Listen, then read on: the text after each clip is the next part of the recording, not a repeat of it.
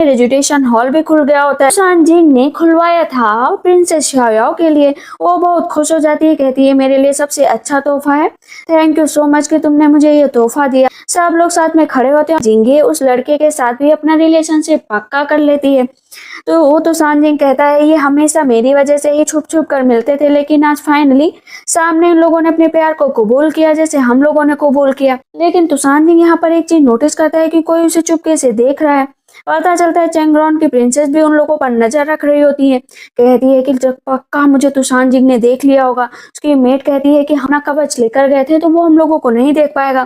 कहती है तब भी मुझे लगता है कि देख तो लिया ही होगा। पूरे टाइम बस याओ को गाली ही दिया करती है कि ऐसी सेमलेस और बेहूदी लड़की को मैंने आज तक नहीं देखा है। वैसे चलो हम लोगों को यहाँ से चलना चाहिए। इधर तो सांजिंग बैठा हुआ होता है, लेकिन पूरे राज्य में किसी ने ये खबर फैला दी होती है कि जो श्याओयाओ है वो चीचैन की बेटी है। इस बात से तो सांजिंग को बहुत गुस्सा आता है कि आखिर ये कौन करने की कोशिश कर रहा है। उस मेन कल्प्रिट को पकड़ो और मुझे कल गुफेंग जाना पड़ेगा, क्योंकि मुझे वहीं से पता चलेगा कि आखिर ये सब कौन कर रहा है। हम देखते हैं फिंगलोंग भी आ चुका होता है कैंग स्वान से मिलने के लिए। उसने आर्मी जो तैयार कर ली थी। कहता है ठीक है अभी कुछ दिन रुक जाओ, उसके बाद ही हम लोग कहीं पर भी हमला करेंगे। श्याओयाओ लोगों का इलाज कर रही होती तब तक पीछे से जो है तो सांजिंग आ जाता है। उसका हाथ चेक करती, कहती पहले से बहुत बेटर हो। वो उसका हाथ पकड़ लेता है और हाथ छोड़ता ही नहीं है। कहती है कि अरे सब लोग देख रहे हैं। उसकी मेड आती है तो श्याओयाओ उससे कहती है कि तुम दूसरा काम करो जाकर। अभी यहाँ पर तो सांजिंग अपने दिल पर हाथ रखकर श्याओयाओ को बताने चलता है कि मैं तुम्हें कुछ बताने जा रहा हूँ। सेंट्रल प्लेन्स में खबर चारों तरफ फैल चुकी है। कहती है कौन सी? कि मैं चीचैन की बेटी हूँ। कहता माफ करना लेकिन मुझे नहीं पता है कि ये खबर कौन फैला रहा है। कहती है कोई बात नहीं, ये तो मैं बहुत पहले से सुनती आ रही हूँ। तो दुखी हो जाती है। कहती है बचपन से यही सब सुनती आ रही हूँ। चीचैन मेरे फादर, क्या वो सच में इतने एविल? कहती है कि क्या सच में मैं उनकी बेटी हूँ? अगर मैं उनकी बेटी हुई तो तुम्हारा और मेरा रिश्ता क्या होगा? तो सांजिंग कहता है कि को तुम किसी की भी बेटी हो, तुम सबसे पहले श्याओयाओ हो और तुम मेरे दिल में वैसे ही जगह बनाकर रखोगी जैसे अभी बनी हुई है। उसके गले लग जाती है। कल पड़ता है उस कल्प्रिट का पता लगाने के लिए जिसने ये सब कुछ किया है। तो जो उसके साथ लड़का होता है वो बताता है कि ये जरूर चैंगरॉन की प्रिंसेस ने किया होगा, क्योंकि वही है जो श्याओयाओ से जलती हैं और उन्होंने जानबूझकर ये किया है। इधर हम देखते हैं कि अभी कैंग स्वान के पास सारे मंत्री आ जाते हैं, जहाँ पर ग्रेट प्रिंसेस के बारे में जो भी अफवाहें फैलाई गई थी उसके बारे में सब लोग कह रहे थे कि प्रिंसेस को हाओलिंग भेज दिया जाए। इस बात से कैंग स्वान नाराज हो जाता है कि तुम लोग कोई भी यहाँ पर बात लेकर आओगे और मैं प्रिंसेस को यहाँ से भेज दूंगा। अगर ये बात झूठ साबित हुई तो मेरी रेपुटेशन का क्या? अगर तुम लोग यहाँ से प्रिंसेस को निकालोगे तो मुझे भी राजा के रूप में एक्सेप्ट मत करना। सारे के सारे मंत्री माफी मांगने लगते हैं। इधर हाओलिंग से बहुत सारे तोहफे आए हुए थे श्याओयाओ के लिए और एक लेटर भी। श्याओयाओ के फादर ने कहा था कि मुझे पता चला है कि तुम्हारे बारे में बहुत ज्यादा अफवाहें फैल रही हैं, लेकिन इतना याद रखो कि तुम मेरी बेटी हो और मेरी ही बेटी रहोगी। स्टे स्ट्रांग और अच्छे से खाना और सोना। कहती है जब तक मेरे फादर मेरे पास है तब तक मुझे किसी बात की चिंता नहीं है। अब क्योंकि नया साल आ गया होता है, यहाँ पर चैंगरॉन की प्रिंसेस तो बहुत अच्छे से रेडी होती है कि जाओ और कैंग स्वान से बोलो कि मिलने आए। लेकिन पता चलता है कि कैंग स्वान मिलने नहीं आ रहा है। कहती कहाँ गए हैं? तो वो श्याओयाओ पीक पर गए हैं। कहती आज के भी दिन श्याओयाओ पीक पर गए हैं। मैंने सोचा था कि मैं छोटी मोटी कंकुबाइन है उससे ही लड़ूंगी, लेकिन मेरी लड़ाई तो पता नहीं किससे है। आज तक मैजेस्टी मुझसे मिलने नहीं आए। वो बहुत गुस्सा होती है, चीजों को पलट रही होती है। इधर श्याओयाओ ग्रैंडफादर के साथ कैंग स्वान के साथ अपनी नाइट स्पेंड कर रही होती है और जहाँ पर वो ग्रैंडफादर से कहती है आप बहुत लंबी उम्र जिए, बहुत अच्छा खाना खाएं, बहुत अच्छी जिंदगी जिए। उस पर कैंग स्वान कहता है मेरे लिए भी कुछ कहो। कहती है कि तुम्हारे लिए मैं चाहती हूँ कि तुम्हारे पास ना तरह तरह की ब्यूटीज की कमी ना हो। कहता है नहीं नहीं कुछ अच्छा सा बोलो। कहती है हाँ ठीक है, मैं बोल रही हूँ कि तुम बहुत आगे तक जाओगे और पूरी कंट्री का ख्याल रखोगे। कहता है ये बेटर लग रहा है। श्याओयाओ तो कहती है ग्रैंडफादर क्या सच में मैं चीचैन की बेटी हूँ? कहता है नहीं तुम चीचैन की बेटी नहीं हो, तुम प्रिंसेस ऑफ हाओलिंग हो, ग्रैंड डॉटर हो, ये कभी नहीं बदल सकता। कहती लेकिन पूरी दुनिया का क्या? कैंग स्वान कहता है जब तक मैं तुम्हारे साथ हूँ तुम्हें डरने की जरूरत नहीं है। वो आसमान की तरफ देखने लगती है। कहती है कि ठीक है जब तक मेरे फादर मेरे साथ है मैं नहीं डरूंगी। तो सांजिंग और कैंग स्वान श्याओयाओ तीनों के तीनों रास्ते से जा रहे होते हैं, जहाँ पर उन्हें आज अपना न्यू ईयर सेलिब्रेट करना था। तो वो लोग खाने पीने की जगह ढूंढ रहे थे। वो एक जगह पर लेकर जाती है जो बहुत ज्यादा सिटी के अंदर थी। तो दोनों पूछते हैं कि ये जगह तुम्हें कैसे पता चली? कहते मेरा एक दोस्त यहाँ पर लेकर आया था। कैंग स्वान कहता है फिंग फिंग बई ना। वो तीनों अंदर जाते हैं और सामने से आंगलू उन लोगों को देख रहा होता है। जब उन लोगों के पास खाना आ जाता है तो वो लोग बहुत ही ज्यादा इंजॉय कर रहे होते हैं, और जो खाना होता है ना, निकाल निकाल कर श्याओ कैंग स्वान को दे रही होती है। तो सांजिंग इशारा करता है कि मुझे भी तो खाना। कहती ठीक है, तुम्हें भी दे रही। पीछे कुछ मंत्री आकर बैठ जाते हैं जो श्याओ के बारे में बात कर रहे होते हैं। श्याओ तो सांजिंग से कहती है कि अपनी पावर का यूज करो और देखो कि ये मंत्री क्या बात करते हैं। तो सांजिंग पहले तो मना करता है, लेकिन फिर अपनी पावर का यूज करता है। पता चलता है कि उधर के लोग बात कर रहे होते हैं कि जो चीचैन है असल में सच में प्रिंसेस उसकी ही बेटी है, लेकिन जितना चीचैन के बारे में अफवाहें फैली है कि वो एक तरह का डीमन है, वो बहुत खतरनाक था, लोगों को बिल्कुल नहीं बख्शता था, उन्हें जान से मार देता था। ये सारी बातें सुनकर प्रिंसेस दुखी हो रही होती हैं। तो कैंग स्वान कहता बंद करो ये पावर, लेकिन प्रिंसेस रोक देती है कि मुझे सारी बातें सुननी है। तो वो मंत्री कहता है कि रियलिटी कोई भी नहीं जानता है, लेकिन एक बार जो है चीचैन को देखा गया था क्वीन के साथ गले मिलते हुए, तब से ये अफवाहें तेज हो गई थी कि उन दोनों का रिलेशनशिप है। ये रूमर्स इतनी तेजी से फैलेंगे ये कोई नहीं जानता, और चीचैन के बारे में भी कोई नहीं जानता है कि कैसे उसकी डेथ हुई और वो कहाँ पर चला गया। लेकिन हमें इस तरह प्रिंसेस के बारे में बात नहीं करनी चाहिए, वो हाउलिंग की प्रिंसेस है, इसलिए आज के बाद ऐसी बातें मत करना। वो मंत्री वहां से चले जाते हैं। श्याओ बहुत ज्यादा ड्रिंक करती है, कहती है कि क्या सच में मैं चीचैन की डॉटर हूँ, इस तरह कब तक मैं मना करती रहूंगी। तो सांजिंग कैंग स्वान दोनों रोकने की कोशिश करते हैं श्याओ को, तो वो कहती है मुझे जाना है, प्लीज मेरे पीछे मत आना। श्याओ वहां से चली जाती है। कैंग स्वान तो सांजिंग से कहता है कि तुम भी यहाँ से जाओ, मैं श्याओ के पीछे जाता हूँ। तो सांजिंग कहता है मैं कहता हूँ तुम यहाँ से जाओ क्योंकि मैं श्याओ के पीछे जाऊंगा। कहता है क्या मतलब, तुम क्या कहना चाहते हो। तो यहाँ पर तो सांजिंग कहता है कि तुम्हें इस तरह की चीजें नहीं करनी चाहिए, जिस तरह की हरकतें तुम कर रहे हो। कैंग स्वान कहता है तुम्हारा कहने का मतलब क्या है, साफ साफ कहो ना। कहता है जितने भी रूमर्स फैले हैं प्लीज इनको स्टॉप करवाओ, वरना मेरे से बुरा कोई नहीं होगा। कैंग स्वान कहता है क्या मतलब। कहता है मास्टरमाइंड तुम हो ना, जानबूझकर चैंगरॉन की प्रिंसेस को फंसाया, लेकिन रियल मास्टरमाइंड तुम हो जो श्याओ को इस तरह श्याओ को लोगों के सामने शर्मिंदा कर रहे हो। एक बात कभी मत भूलना कि श्याओ बहुत होशियार है, एक न एक दिन तुम्हारी हरकतों के बारे में उसको पता ही चल जाएगा। कैंग स्वान कहता है वाह, मैंने तो कभी नहीं सोचा था, बस तुम्हारे बारे में सुना था, लेकिन तुमने आसानी से खोज लिया, इसके लिए मैं तो तुम्हारा धन्यवाद देना चाहता हूँ क्योंकि तुम बहुत चालाक हो। ठीक है आप जो भी समझे योर मैजेस्टी, लेकिन अभी मुझे यहाँ से जाना पड़ेगा। इधर श्याओ रास्ते में जा रही होती, कहती क्या सच में मैं उस डेविल चीचैन की बेटी हूँ। रास्ते में वहां पर बहुत सारे लैंप बिक रही होती हैं जिन पर चीचैन के चित्र होते हैं, उसे एक डेविल के रूप में दिखाया गया होता है। श्यांगलू उसका पूरे टाइम पीछा करता है। वो जाती है ग्रैंडपा के पास जो कि श्यांगलू के ग्रैंडपा होते हैं, उनसे मिलने के लिए, लेकिन जब वहां पर जाती है तो देखती है कि उनकी डेथ हो चुकी है। कहती है कि ग्रैंडपा आप मुझे इस तरह छोड़कर कैसे जा सकते हैं, मुझे तो आपसे ढेरों बात करनी थी क्योंकि आप ही हैं जो चीचैन के बारे में जानते हैं। पूरी दुनिया तो चीचैन की बुराई करती है कि वो बहुत ही दुष्ट थे, लेकिन नफरत करते हैं, मैं भी नफरत करती हूँ, लेकिन मुझे जानना है कि वो किस तरह के इंसान थे, प्लीज कोई तो बताए मुझे। वो बहुत तेज से रो रही होती, सामने से श्यांगलू आ जाता है। कहती कौन है वहां पर। श्यांगलू जैसे ही आता है कहती हंस रहे हो ना मेरे ऊपर। कहता है भला हंसने वाली क्या बात है, जो मैं तुम्हारे ऊपर हंसूंगा। कहती है मैं रो रही हूँ ना, इसीलिए हंस रहे होगे मेरे ऊपर, और मैं चीचैन की बेटी हूँ इसीलिए और भी हंस रहे होगे। कहता है मैं नहीं हंस रहा हूँ, और ये र्यूमर जो फैल रहे हैं असल में अगर तुम उनकी बेटी भी हुई तो फिर क्या फर्क पड़ता है, मैं सच बताऊं तो तुम उनकी रियल में बेटी हो। कहती चुप हो जाओ, अपना मुंह बंद करके रखो, मैं उस डेविल की बेटी नहीं हूँ। कहता है कि मैं क्यों मुंह बंद करके रखूं, तुम सच में चीचैन की बेटी हो, तुम्हारी मदर का उनके साथ रिलेशनशिप था। कहती मैंने कहा ना कि अपना मुंह बंद करके रखो। तब श्यांगलू कहता है कि देखो मैं खुद एक डेमनी क्रिएचर हूँ और जो चीचैन थे वो भी डीमन थे, लेकिन इतना याद रखो कि मेरे तो 9 हेड है, मुझे तो अपने पेरेंट्स के बारे में पता तक नहीं है। मेरे फादर थे जिन्होंने मुझे गोद लिया था, बस मुझे उनके बारे में पता है। सच बताऊं मैंने बस जिंदगी में यही सीखा है कि कैसे लोगों को मारना है, कैसे लोगों को काटना है। मेरे 9 हेड है तो उनको अलग अलग तरीके की भूख लगती है, इसीलिए मुझे ज्यादा खाना पड़ता है, बचपन से ही मैं स्ट्रगल कर रहा हूँ। कहती है क्या सच में तुम्हें ज्यादा खाना पड़ता है। कहता है नहीं, ह्यूमन बहुत स्ट्रेंज होते हैं, उन्हें फिगर आउट करना थोड़ा सा मुश्किल होता है, लेकिन अगर कंपैरिजन करो ना डीमन और ह्यूमन में, तो हम लोग अपना जो ओरिजिन है खुद लेकर पैदा नहीं होते हैं। मैं डीमन ओरिजिन में पैदा हो गया तो इसमें मेरी क्या गलती। कहती हाँ ये तो पता है। कहता है कि अच्छा सुनो, मुझे तुम्हें कुछ बात बतानी है, मेरे अलग अलग सर है ना, तो मैं बातें बहुत जल्दी भूल नहीं पाता हूँ, मेरे सर में दर्द होने लगता है। चलो ठीक है, मैं तुम्हें अपना एक पास्ट बताता हूँ। कहता है एक बार बहुत सारे डीमन थे, फिर अपने सर पर हाथ रख लेता है। कहती है आगे, कहता है अरे भूल गया। तो वो हंसने लगती है। शाओ कहती है कि ये बताओ कभी तुम चीचैन से मिले हो, तुम भी तो उस आर्मी में थे ना।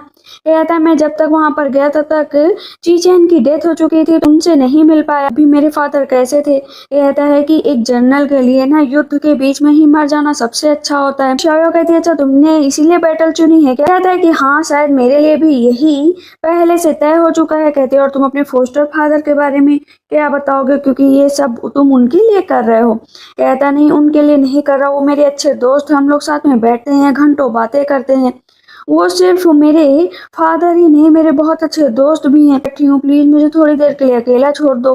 वो रो रही होती है तो श्यांगलो उसे फिर से समझाता है। वो उठती है तो देखती है कि श्यांगलो तो सामने नहीं है, मतलब लैंप रखी हुई, लैंप उठाकर फेंक देती है, लेकिन लैंप में जादू होता है। देखती है सामने वहां पर तो सांजिंग खड़ा हुआ। कहती है मैंने कहा ना मुझे ये लैंप नहीं चाहिए। वो लैंप जला देता है। कहती तू सांजिंग, तुम्हें समझ में नहीं आता है कि मुझे लैंप नहीं चाहिए? तो सांजिंग कहता है इसको पास से जाकर पढ़ो, इसमें क्या लिखा हुआ है।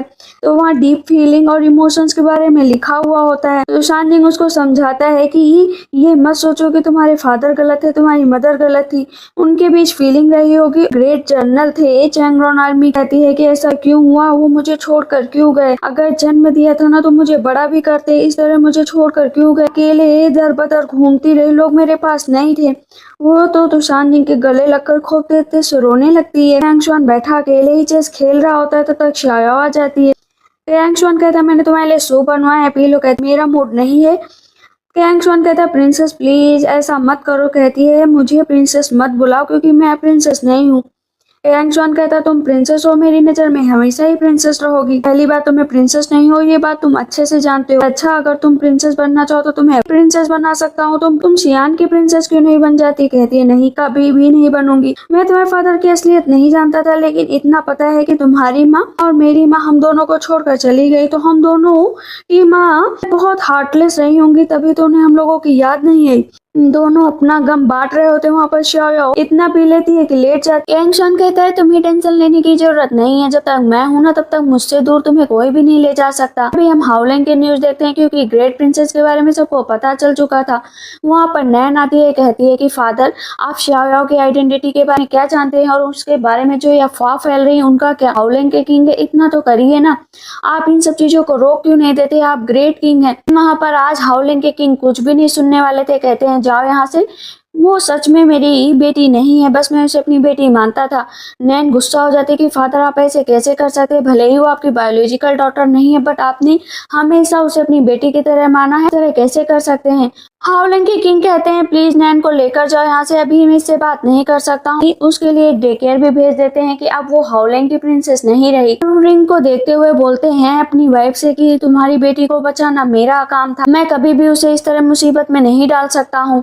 बस मैं जानता हूँ कि शाओ जहाँ भी रहेगी अच्छी रहेगी। अब मैं यांगशुआन का नेक्स्ट मूव देखना चाहता हूँ। देखते हैं फेंगलोंग को अपनी बहन के साथ बैठकर बातें कर रहा होता है, जहाँ पर ये सारी बातें चारों तरफ फैल चुकी थी कि जो हाओलिंग की प्रिंसेस है उनसे वो पद छीन लिया गया है, अब वो कहीं की नहीं रही।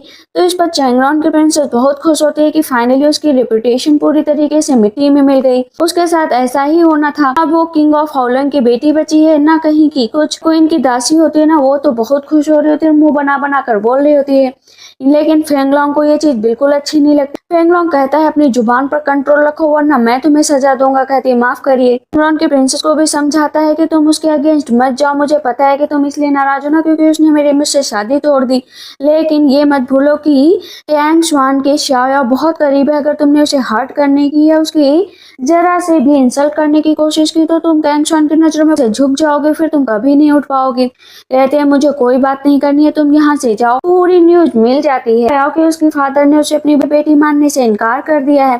कहती सारे लेटर जला दो जाकर। तब तक तो सांजिंग आता है, उसका हाथ पकड़ता है, कहता है कि हाथ फैलाओ अपना। वो हाथ फैलाती है तो उस पर वो पानी डाल देता है। कहती है ये क्या कर रहे हो? कहता है देखो जैसे पानी अपनी धाराओं के हिसाब से बहता जाता है ना, वैसे इस टाइम जो तुम्हारे इमोशंस है या जो तुम अपने फादर के खिलाफ सोच रही हो कि उन्होंने तुम्हारे साथ बुरा किया, ऐसा कुछ नहीं। इस समय धार ही ऐसी है कि तुम्हें उसी धार में बहकर आगे की तरफ निकलना पड़ेगा। ग्रैंडफादर और कैंग स्वान आपस में बात कर रहे होते हैं। डिकेड आया है प्रिंसेस के खिलाफ हो, उसके बारे में क्या कहा जाए, क्या उसे कोई और पद भी दी जाए। कि शाओ का टाइटल तो छीन लिया गया है, लेकिन उसे प्रिंसेस का दर्जा दोबारा देना पड़ेगा। तो या तो उसे सियान की प्रिंसेस बनाया जाए या तो सिंगली की प्रिंसेस बनाया जाए। वो पीछे से सुन रही होती है। ग्रैंडफादर कहते हैं, बाहर आओ, तुम बताओ तुम कहाँ की प्रिंसेस बनना पसंद करोगी। शाया थोड़ी देर सोचती है, फिर बोलती है सीलिंग की प्रिंसेस बनना पसंद करूंगी। ग्रैंडफादर कहते हैं, ये क्या है, तुम सियान की प्रिंसेस बन सकती थी। अब उसे टाइटल मिल जाता है सीलिंग की प्रिंसेस का और उसे उस पद से नवाजा जाता है। इधर तो शान जिंग अब कुछ दिनों के लिए जाने वाला था, तो शाया कहते हैं, तुम्हें अपना भी काम करना पड़ेगा, तुम कब तक यहाँ पर रहोगे। कहता है, हाँ मेरा काम यहाँ पर बहुत सारा है, मैं जल्दी ही वापस आ जाऊंगा। वैसे भी फेंग फेंग यिंग और तो शान हाओ को वहां से निकाल दिया गया, तो मैं चाहता हूँ कि जल्द से जल्द हम लोगों की शादी हो जाए। पर शाया कहते, तुम्हें पता है मैंने सीलिंग की राजकुमारी बनना क्यों पसंद किया। सीलिंग की राजकुमारी और तुषान जिंग की वाइफ कितना अच्छा मैच कर रहा है। वो हंसने लगता है। अभी इधर सारे मंत्रियों को एक साथ बैठाया जाता है। कैंग स्वान आ जाता है, कहता है, हम मुझको बहुत ही कुछ खास डिस्कस करना है तुम लोगों से। सारी की सारी आर्मी तैयार किया जाए और नोवेल वॉल्फेयर के लोगों को भी तैयार किया जाए। ठीक है, हाउलिंग पर कब्जा करो। सब कहते हैं हाउलिंग पे, लेकिन ये बात सही नहीं, ये अनफेयर होगा। कहते हैं अनफेयर नहीं है, यही सही है और ये मेरा फरमान है। तुषान जिंग को देखते हैं जो कि अपने रूम पर आकर कहता है कि मुझे ये जगह सजानी पड़ेगी और शाया को यहाँ पर प्रपोज करना पड़ेगा। बहुत सारी मेडिसिन जंगलों से लानी होती है, तो शाया अपने ही कलीग से लड़ रही होती है कि तुम्हें ये लाना है।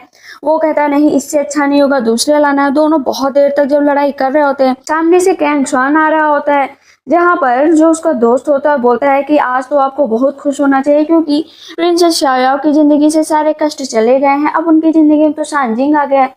आपको बहुत ज्यादा दहेज इकट्ठा करना पड़ेगा, क्योंकि आपको अपनी बहन की शादी में देना भी पड़ेगा ना। तो कैंग स्वान नाराज हो जाता है कि इस तरह की बातें मत करो। कहता माफ करिएगा। ऐसे ही आता है, वहां पर दोनों आर्ग्यू कर रहे होते हैं। ग्रैंडफादर कहते हैं, ठीक है, तुम दोनों की मेडिसिन स्किल बहुत अच्छी है। एक लोग ऐसी मेडिसिन बनाओ जो गरीबों की मदद कर सके, एक लोग ऐसी मेडिसिन बनाओ जो अमीरों की मदद कर सके। कहती है, ये कैसा फरमान है। कहता है, यही फरमान है। कैंग स्वान तब तक सामने से आ जाता है, कहता है कि तुम हर्बल इंसाइक्लोपीडिया के बारे में बहुत सारी जानकारी इकट्ठा की है, इसके जरिए हम किसी का भी इलाज कर सकते हैं। तो दूसरा लड़का बोलता है कि लेकिन उसके लिए ना बहुत रेयर मेडिसिन ढूंढनी पड़ती है, वो नहीं मिलेगी। शाया कहती है, हम कोशिश तो कर सकते हैं ना, जिससे सबका इलाज किया जा सके। रात में शाया अपनी पूरी तैयारी कर रही होती है, मेडिसिन की बुक लिख रही होती है, जहाँ पर कैंग स्वान उसके बगल में बैठा हुआ होता है और उसे भड़काने की कोशिश कर रहा होता है। ये देखो, अगर तुम्हारी शादी तुषान फैमिली में हो गई तो तुषान फैमिली की क्वीन बन जाओगे, फिर तुम्हें इस तरह जंगलों में घूमने भी नहीं दिया जाएगा, तुम्हें रेजिडेंशियल हॉल भी नहीं आने दिया जाएगा।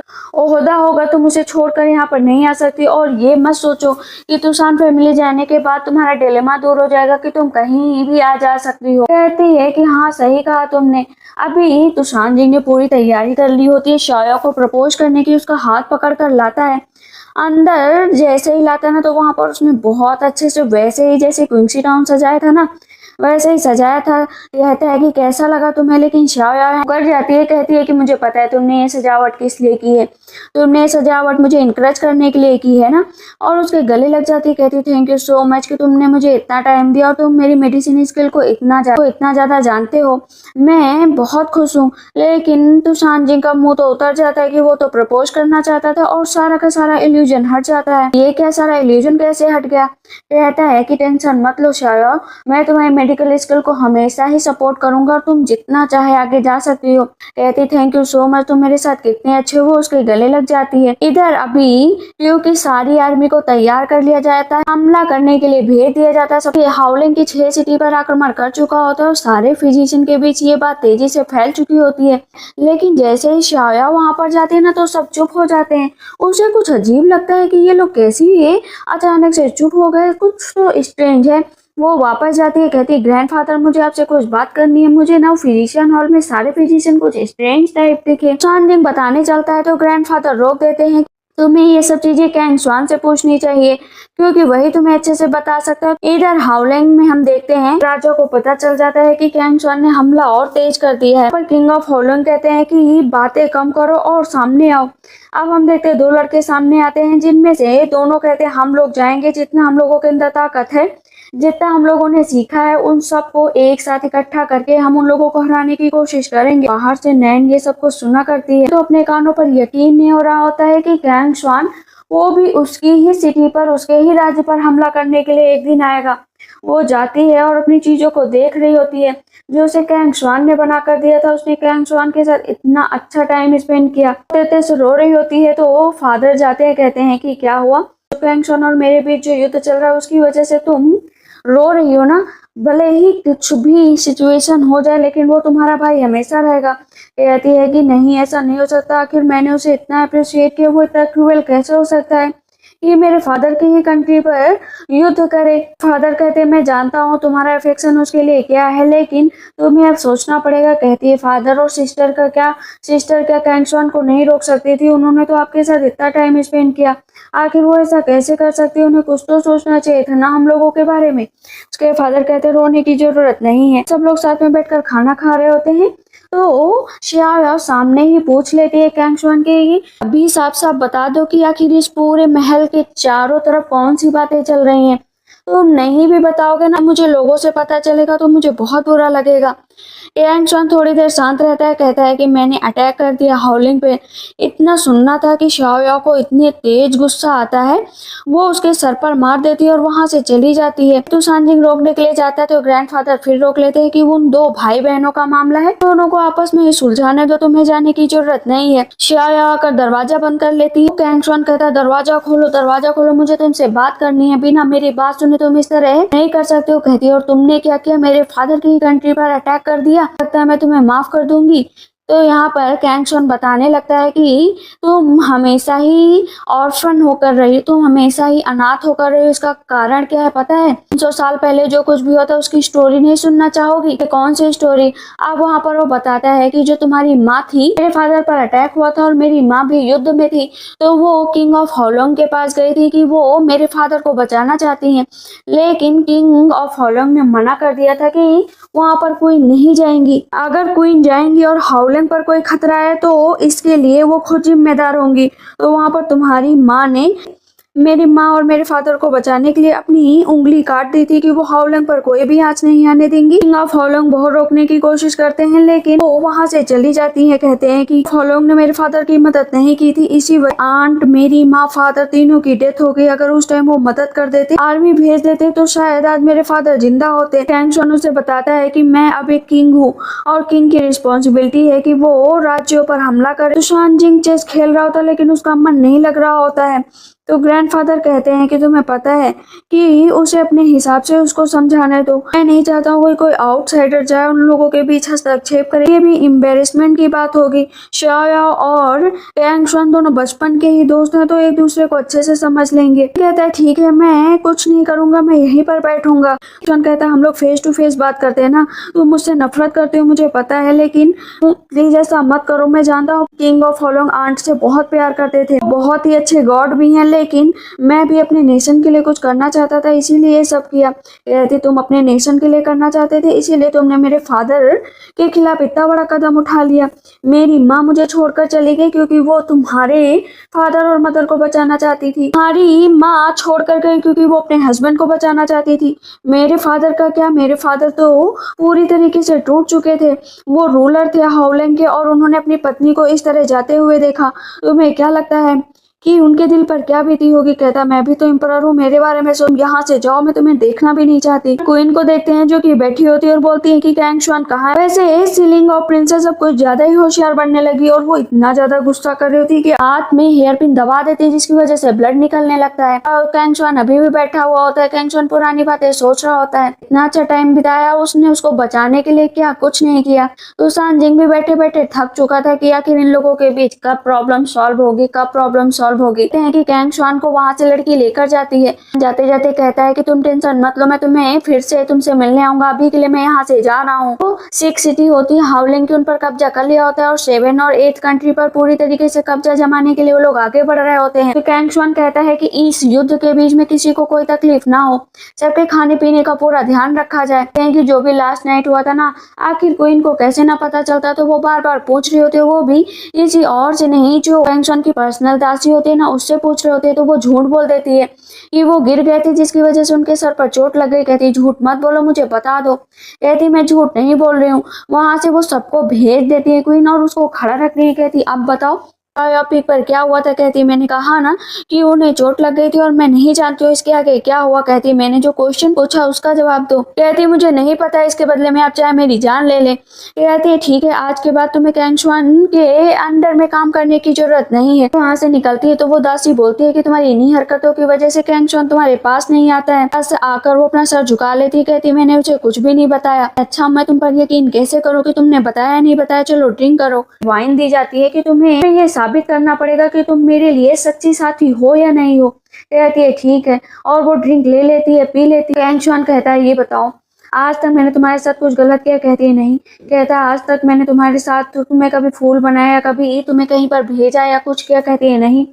कहता फिर तुम क्वीन के सामने क्यों गई इन सब चीजों को कहने के लिए। कहती है कि मुझे बुलाया गया था, लेकिन मैं आपका ट्रस्ट कभी भी नहीं तोड़ सकती क्योंकि मुझे आप पर ट्रस्ट था। मैं बचपन से ही आपसे प्यार करती थी, मैं अपनी फीलिंग कभी नहीं कहती। मेरा और आपका रुतबा अलग अलग है। कैंग शुआन हंसने लगता है। कहता है कि ये जो ड्रिंक है ये पॉइजन नहीं है, तुम्हें इंकरेज करने के लिए था। मैं तुम पर बहुत ज्यादा ट्रस्ट करता हूँ, लेकिन एक चीज तुम्हें अब सोचनी पड़ेगी कि मैं तुम्हारे लिए नहीं बना हूँ। अब तुम दूसरी सिटी जाओ, वहीं पर जो है तुम शाओयाओ के साथ रहना, जहाँ पर वो जाए उसका ख्याल रखना और याद रखो वहां पर तुम्हारा ड्रीम लवर भी मिल जाएगा। कहती है ठीक है जैसा आप कहें। शानजिंग को देखते हैं जहाँ पर उसे पता चलता है कि क्योंकि शांगलू के अंदर पॉइजनस पग है, तो शांगलू बैटल में मारा गया तो शाओयाओ अपने आप ही मर जाएगी, क्योंकि वो पग दोनों के ऊपर काम करेगा। जितना उसे चोट लगेगी उतना उसे चोट लगेगी।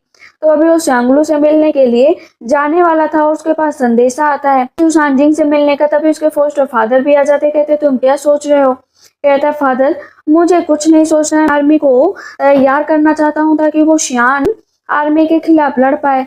तब उसके फादर कहते हैं अगर तुम हार गए तो। कहता है फादर हारे या जीते लेकिन मेरी किस्मत में जो होगा वो लिखा ही होगा। शुआन शाओयाओ से मिलने आया हुआ होता है। बोलता है फादर शाओयाओ कहाँ पर है। तो उसके ग्रैंडफादर कहते हैं कि वो तो जंगल चली जाती है। कहता है हाँ मुझे पता है, वो मुझे इग्नोर कर रही है लेकिन कब तक करेगी। अभी वो रेजिडेंशियल हॉल के सामने शाओयाओ खड़ी होती है तो शानजिंग के बारे में सोच रही होती है। इधर शांगलू के पास आया हुआ होता है तो शानजिंग कहता है कि मैं बस एक चीज कंफर्म करना चाहता हूँ कि क्या वो पग सच में शाओयाओ के लिए बहुत ही खतरनाक है, तुम उसे निकाल क्यों नहीं देते। कहता नहीं निकालूंगा, प्लीज निकाल दो, तुम जो मांगोगे वो दूंगा। कहता ठीक है 37 साल के लिए क्या तुम मुझे अनाज दे पाओगे मेरी आर्मी के लिए।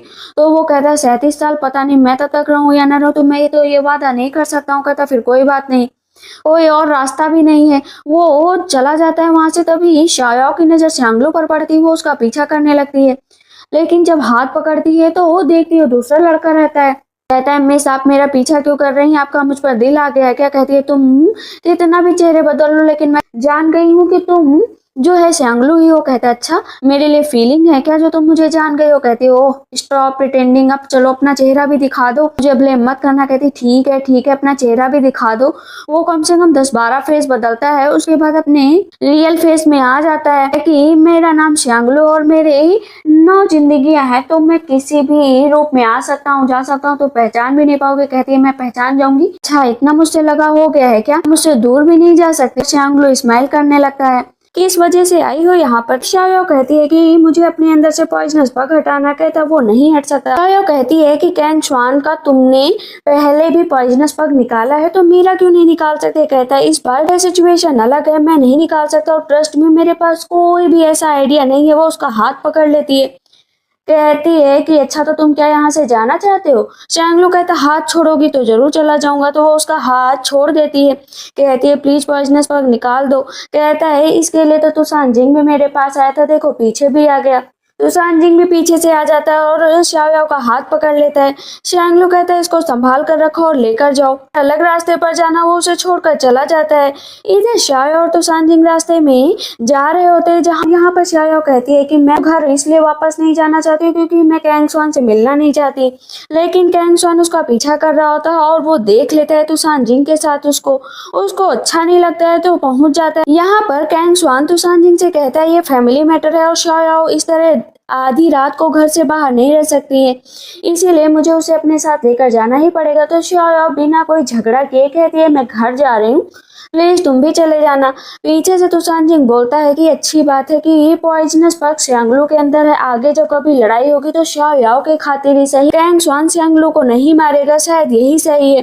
वापस आकर शाओयाओ भी गुस्सा दिखा रही होती है, तो वहाँ पर कैंग स्वान उसे मनाने की कोशिश करता है कि प्लीज मुझे अवॉइड मत करो, बट ग्रैंडफादर का तो ध्यान रखो ना। बाहर बिजली बहुत तेज से कड़क रही होती है, कहता है मैं जा रहा हूँ, फिर से मिलने आऊंगा। तो वो उसे छाता देती है कि सही से जाना, तो वो स्माइल करने लगता है।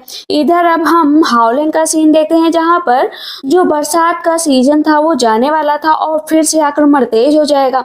इस वजह से हमें कोई ना कोई डिसीजन लेना पड़ेगा और बैटल को आगे बढ़ाना पड़ेगा, हम लोगों के बीच कोई भी डाउट नहीं रहना चाहिए। फिर वहाँ पर पता चलता है कि रोशाओ ने ना बैटल जीत ली, वो भी फेंगलोंग के खिलाफ। सब कहते हैं हाउलिंग के लिए, तो ये बहुत अच्छी बात है, लेकिन मैजेस्टी की तबीयत अब खराब होने लगी थी। इधर आज नैन भी बहुत खुश थी, रोशाओ ने इतनी बढ़िया जीत जो हासिल की थी। वो कहती है बहुत सारी ज्वेलरी और ऑर्नामेंट्स इकट्ठा करो ताकि मैं रोशाओ को दे पाऊँ। वो बहुत खुश होती है, कहती है फाइनली उसने कुछ अच्छा काम तो किया। फिर वो अपने फादर के पास जाती है, देखती है कि वो काफी अब ओल्ड हो चुके। कहती है फादर आपकी तबीयत खराब है तो मैं आपकी हेल्प करना चाहती हूँ, प्लीज फिजिशियन से कहकर जल्द से जल्द अपना इलाज करवा लीजिए ना। कहते हैं मैं एकदम ठीक हूँ और तुम जैसी बेटी जब मेरे पास हो तो मैं कैसे नहीं ठीक रहूंगा। जैसे ही सूप आता है तो वो पीते हैं, कहते हैं देखो ना मेरे बाल भी सफेद हो गए हैं और मैं अब यंग तो रहा नहीं। नैन कहती है फादर आप मेरे लिए हमेशा सबसे हैंडसम हीरो वाले फादर रहेंगे, और अपने फादर के बाल जितने भी थे ना ब्लैक कर देती है। फादर कहते हैं कब तक ये ब्लैक रहेंगे। ग्रैंडफादर और कैंग स्वान को भी पता चल जाता है कि वो पहली बैटल है इतने दिनों में कि जो हारे हैं। फेंगलोंग को जरूर कुछ न कुछ निराश जरूर हुआ होगा, इसलिए मुझे उससे मिलने जाना पड़ेगा, उसका मॉरल सपोर्ट बढ़ाना पड़ेगा, यही सही होगा और मैं चुपके से जाऊंगा फेंगलोंग का सपोर्ट करने के लिए। और इधर शाओयाओ और तो सांजिंग हर लेने गए थे जंगल की तरफ, हो क्योंकि तो सांजिंग के पास इतनी सारी पावर है तो आसानी से वो हर्ब बहुत जल्दी इकट्ठा कर लेती है। कहती है आगे से मेरे साथ ना हमेशा चलना। कैंग स्वान उन दोनों को देख लेता है और कहता है कि मैं कुछ दिनों के लिए आर्मी कैंप पे जा रहा हूँ। तो शाओयाओ कहती है वो बहुत ही डेंजरस एरिया है, वहां पर जाने की कोई जरूरत नहीं। कहता है हाँ डेंजरस तो है लेकिन तब भी मुझे जाना पड़ेगा। तो कैंग स्वान कहता है कि तुम मेरे साथ क्यों नहीं चलती, तुम्हें भी तो हर्ब चाहिए ना, तो वहां पर जाकर ले लो। लेकिन शाओयाओ पूरी तरीके से मना कर देती है कि मैं वहां पर नहीं जाऊंगी। तो वो तो सांजिंग से कहता है तुम मेरे साथ चलो क्योंकि मुझे तुमसे कुछ चीजें डिस्कस करनी है। मेड आती है, कहता है कपड़े पैक कर दो और साथ में शाओयाओ के भी कर दो क्योंकि इसे वहां से हर्ब चाहिए। तो शाओयाओ मना नहीं करती है। नैन ने ठान लिया था कि वो युद्ध की सारी तकनीकी सीख लेगी और सबको हरा कर ही रहेगी। तो वहां पर वो सारे पैटर्न जो होते हैं ना उनको याद करना शुरू कर देती है। कहती है मुझे याद कराओ। अपनी दोस्त से कहकर वो सारी चीजें याद करती है लेकिन उसे याद नहीं होता। कहती मैं कितनी पागल हूँ कि मैं तो किसी का साथ भी नहीं दे सकती, लेकिन मुझे अपने फादर का साथ देने के लिए सब कुछ पढ़ना ही पड़ेगा। जिन सिटीज पर कैंग स्वान ने आक्रमण किया था उन सिटीज में सब लोग बहुत खुश थे। शाओयाओ देखकर ये हैरान रहती है कि ऐसे कैसे यहाँ पर सब लोग इतने खुश हैं, बल्कि वॉर के बाद तो सिचुएशन ऐसी हो जाती है कि लोग घायल ही पड़े रहते हैं। तो सांजिंग बताता है कि भले ही कैंग स्वान ने यहाँ पर युद्ध किया है लेकिन किसी आम जनता को कष्ट पहुंचाए बिना, इसी वजह से यहाँ पर सब लोग बहुत खुश नजर आ रहे हैं। कैंग स्वान देख रहा होता है, कहता है कि मैं जानता हूँ कि तुम इन सब चीजों को लेकर दुखी हो, लेकिन मुझे तुमसे बात करनी है। मैंने 200 साल फिशरमैन की जिंदगी जी है हाउलिंग में, यहाँ के लोगों के बारे में, यहाँ के सोल्जर्स के बारे में, इवन हर चीज के बारे में मुझे पता है कि यहाँ की मिट्टी कैसी है। जिस तरह की जिंदगी मैंने गुजारी है ना उस तरह तुम सोच भी नहीं सकते हो। तो हाउलिंग को मुझसे ज्यादा कोई नहीं जानता, मैं इसको जितने अच्छे से संभाल सकता हूँ उतना कोई भी नहीं संभाल सकता। शाओयाओ प्लीज मेरे एफर्ट्स को इस तरह वेस्ट मत जाने दो। सांजिंग और शाओयाओ कैंग स्वान तीनों साथ में बैठे होते हैं, जहाँ पर सांजिंग ने sweet and short lotus roots को पकाया था। कहती है अच्छा, लेकिन सामने से कैंग स्वान ने भी मीट पकाया होता है। कहता मेरी तरफ से खाओ स्नेल्स, देखो ना अच्छा। कहती ठीक है ठीक है। अपनी तरफ से वाइन देते हैं कि ये पियो। कहती है मैं दोनों एक साथ पी लूंगी। अभी रात हो जाती है तो सांजिंग वहाँ पर टेंट लगाता है है, कहता है ये सही रहेगा, चलो ना हम लोग सो जाते हैं। लेकिन कैंग स्वान कहाँ मानने वाला था, वो तो पूरी की पूरी तारों को एक साथ ले आता है। कहता है इससे बढ़िया जगह क्या होगी। तीनों लेट जाते हैं और आसमान की तरफ देखने लगते हैं। कहते हैं कितने साल गुजर गए, जैसे लगता है तारों से मिली ही नहीं, हमेशा बस डेंजर चीजों से ही खेलती रहे। लेकिन आज की नाइट बहुत अच्छी है। अगले दिन वो लोग कैंप में पहुंच जाते हैं, जहाँ पर शाया मना कर रही होती है कि वो फेंगलोंग से नहीं मिलेगी, कहीं फेंगलोंग उसको देखकर नाराज ना हो जाए। लेकिन फेंगलोंग उसे देखकर बिल्कुल भी नाराज नहीं होता है। कहता है मुझे पता है कि तुमने जो किया वो उसका कोई ना कोई मकसद रहा होगा, प्लीज ऐसे इग्नोर मत करो। कहती है आई एम सो सॉरी कि मेरी वजह से सब कुछ हुआ। शाया और फेंगलोंग एक दूसरे को ग्रीट करते हैं। तो सांजिंग फेंगलोंग से बात करने के लिए अंदर जाता है, लेकिन इधर हम देखते हैं कि कैंग स्वान मंत्रियों से बात कर रहा होता है। लेकिन पता चलता है कि वो लोग एक सिटी और हार गए हैं। कैंग स्वान का चेहरा उतर जाता है और यहाँ पर फेंगलोंग माफी मांगने लगता है कि प्लीज मुझे माफ कर दीजिए, सब मेरी वजह से हुआ है। कैंग स्वान कहता है तुम्हारी वजह से नहीं हुआ है, भले ही हम लोग फेल हुए हैं, लेकिन शर्माने की जरूरत नहीं है, कि रणनीतियों को फिर से प्लान करेंगे ताकि हम लोग आगे की तरफ बढ़ जाए। कहते हैं ठीक है। के राजा को पता चल जाता है कि उन लोगों ने एक सिटी और जीत ली है, तो सब लोग खुश हो जाते हैं। लेकिन जितने भी मंत्री वहाँ पर होते हैं वो चाहते हैं कि अब क्योंकि राजा की तबीयत खराब है तो क्राउन प्रिंसेस को पूरी तरीके से राजगद्दी दे दी जाए ताकि वो आगे का कार्य भार संभाल सके। लेकिन राजा भी नैन को इस तरह की जिम्मेदारी नहीं देना चाहते थे। लेकिन मंत्रियों की जीत थी। हाउलिंग के किंग होते हैं, कहते हैं मेरे 2 नेफ्यू हैं और मुझे पता है कि वो दोनों ही यहाँ का बहुत अच्छे से कार्यभार संभालेंगे। लेकिन मंत्रियों का कहना था कि आपकी एक ही डॉटर है और एक तो फेक है जिसकी कोई वैल्यू नहीं है, तो आप उसको वैल्यू देना बंद करिए। इधर नैन को गुस्सा आ रही होती है कि जो उसके फादर के दोनों नेफ्यू होते हैं ना वो बिल्कुल भी कैपेबल नहीं है और ऊपर से जाकर मिल गए हैं फेंगलोंग के आर्मी से। इस बात से उसको बहुत गुस्सा आ रहा होता है कि इन दोनों को तो मैं छोड़ूंगी नहीं, मार डालूंगी। कहती है लेकिन मारूंगी कैसे, मेरे पास तो ऐसा कोई हथियार भी नहीं है। तभी उसकी दोस्त ना पर एक ब्रेसलेट लेकर आती है। ये ब्रेसलेट फुसांग ब्रेसलेट होता है जिसके अंदर पावर होती है, मतलब वो अपना हाथ जिसके ऊपर रख के दबा देगी ना वो मर जाएगा। कहती है अच्छी बात है। इधर फेंगलोंग और तुसानजिंग बैठे हुए थे। बड़े दिनों बाद उन दोनों की दोस्ती का नजारा देखने को मिल रहा था। तुसानजिंग माफी मांग रहा था फेंगलोंग से कि मैं ही तुम्हारी शादी टूटने का असली गुनाहगार मैं, क्योंकि मैंने ही फेंग फेंग बई से कहा था कि वहाँ से शाया को ले जाए। कहता है क्या तुमने कहा था? मैं इस चीज का गिल्ट कभी नहीं उतार सकता है, प्लीज मुझे माफ कर दो। जो फेंगलोंग होता है हंसा करता है, कहता है कि ठीक है तुम्हें प्यार था तो पहले बोल देते हैं ना, और वैसे भी तुम्हें जो चाहिए तुम्हें मिल गया है। कहता है थैंक यू सो मच कि तुमने मुझे माफ कर दिया। लेकिन इधर नैन जो है के वेशभूषा में आ जाती है कैंप के अंदर। कैंप के अंदर इस तरह आना और उसका वहां पर खड़े होना इतना इजी भी नहीं है कि वो जाकर अपने फादर के नेफ्यू को मार सके। कहती है कि मैं पीछे नहीं हट सकती। वो कैंप के अंदर जाती है और वहां पर जो उसके फादर का नेफ्यू होता है सामने खड़ा होता है। कहती है कि बदतमीज कहीं के शेमलेस पर्सन, मेरे फादर ने तुम्हें सब कुछ सिखाया, तुम्हें हाउलिंग में रहने के लिए दी, तुम उनके ग्रेटफुल होने के बजाय तुमने तो धोखा ही दे दिया। और वो कैंग स्वान शेमलेस पर्सन, उसको भी नहीं छोड़ूंगी। तो वो होता है नैन का गला पकड़ लेता है। मैं तुम्हें जिंदा नहीं छोड़ूंगी, तुम्हें मार कर ही रहूंगी। अंदर से इतना शोर आ रहा होता है तो फेंगलोंग और तुसानजिंग अंदर भाग कर जाते हैं। उस लड़के ने उसके मुंह में कपड़ा भर दिया था क्योंकि नैन बहुत ज्यादा शोर कर रही थी। फेंगलोंग कहता है इससे तो बचना नामुमकिन है, ये तो बहुत ज्यादा शोर कर रही है। जैसे मुंह से कपड़ा हटाया जाता है कहती कैंग स्वान तुम्हारे मास्टर है ना शेमलेस पर्सन, वैसे तुम हो, मैं तुम लोगों को जिंदा नहीं छोड़ूंगी। फेंगलोंग और वो लड़का वहां से चला जाता है। नैन कहती है मैं तुमको भी नहीं छोड़ूंगी, तुम भी मिले हुए हो ना। तो सांजिंग उसको समझाता है कि प्लीज ऐसे मत बाहर जाओ, क्योंकि तुम एक प्रिंसेस और ऐसे बाहर निकलोगी तो बहुत ही ज्यादा बेइज्जती होगी तुम्हारी। तो प्लीज कपड़े चेंज कर लो पहले और अपने आप को सही ढंग से बना लो, उसके बाद यहाँ से चली जाना। कैंग स्वान भागते हुए आता है, कहता है कि तुम ठीक हो ना नैन, तुम्हें चोट तो नहीं लगी? यहाँ पर नैन का दिल फिर से पिघल जाता है अपने प्यार के लिए। वो उसके गले पर हाथ रखकर अपना हाथ दबाने ही वाली होती है, लेकिन हाथ नीचे रख देती है। नैन कहती है और मेरे फादर का क्या, जो सफर कर रहे हैं, उनकी तबीयत बहुत ज्यादा खराब है, वो तो चल भी नहीं पा रहे हैं। तुमने तो इतने सारे प्रॉमिस के सब तोड़ दिए, प्लीज मुझे प्रॉमिस करो कि ये युद्ध को बंद कर दोगे, रिफ्यूज कर दोगे। लेकिन कैंग स्वान मना कर देता है कि मैं इन सब चीजों से पीछे नहीं हट सकता हूँ, ऐसे रो मत। वो बहुत तेज से रो रही होती है। कैंग स्वान उसको बहुत समझाता है कि तुम इन सब चीजों के बीच में मत पड़ो, ये युद्ध का मामला है, बहन हमेशा रहोगी। वो बाहर बैठी होती है, तब तक शाया आ जाती है। नैन कहती है तुम भी इन सब लोगों की तरह हार्टलेस लायर हो ना, तो मेरे से हमेशा झूठ बोला और एक कैंग स्वान से मिल गई। शाया कहती है ऐसा नहीं है, मैं तो कभी भी कैंग कैंग स्वान से नहीं मिली, बल्कि मैंने उसके ऊपर तो पलट कर उसे मारा भी था।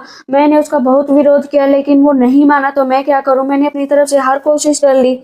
और वैसे भी तुम मुझे अपनी सिस्टर कहाँ मानते हो, मैं तो चीचैन की बेटी हूँ ना। नैन कहती अच्छा, अपने आप से ही सारा सब कुछ सोच लिया, मेरे बारे में कुछ नहीं सोचा कि मैंने तुम्हारा कितना इंतजार किया।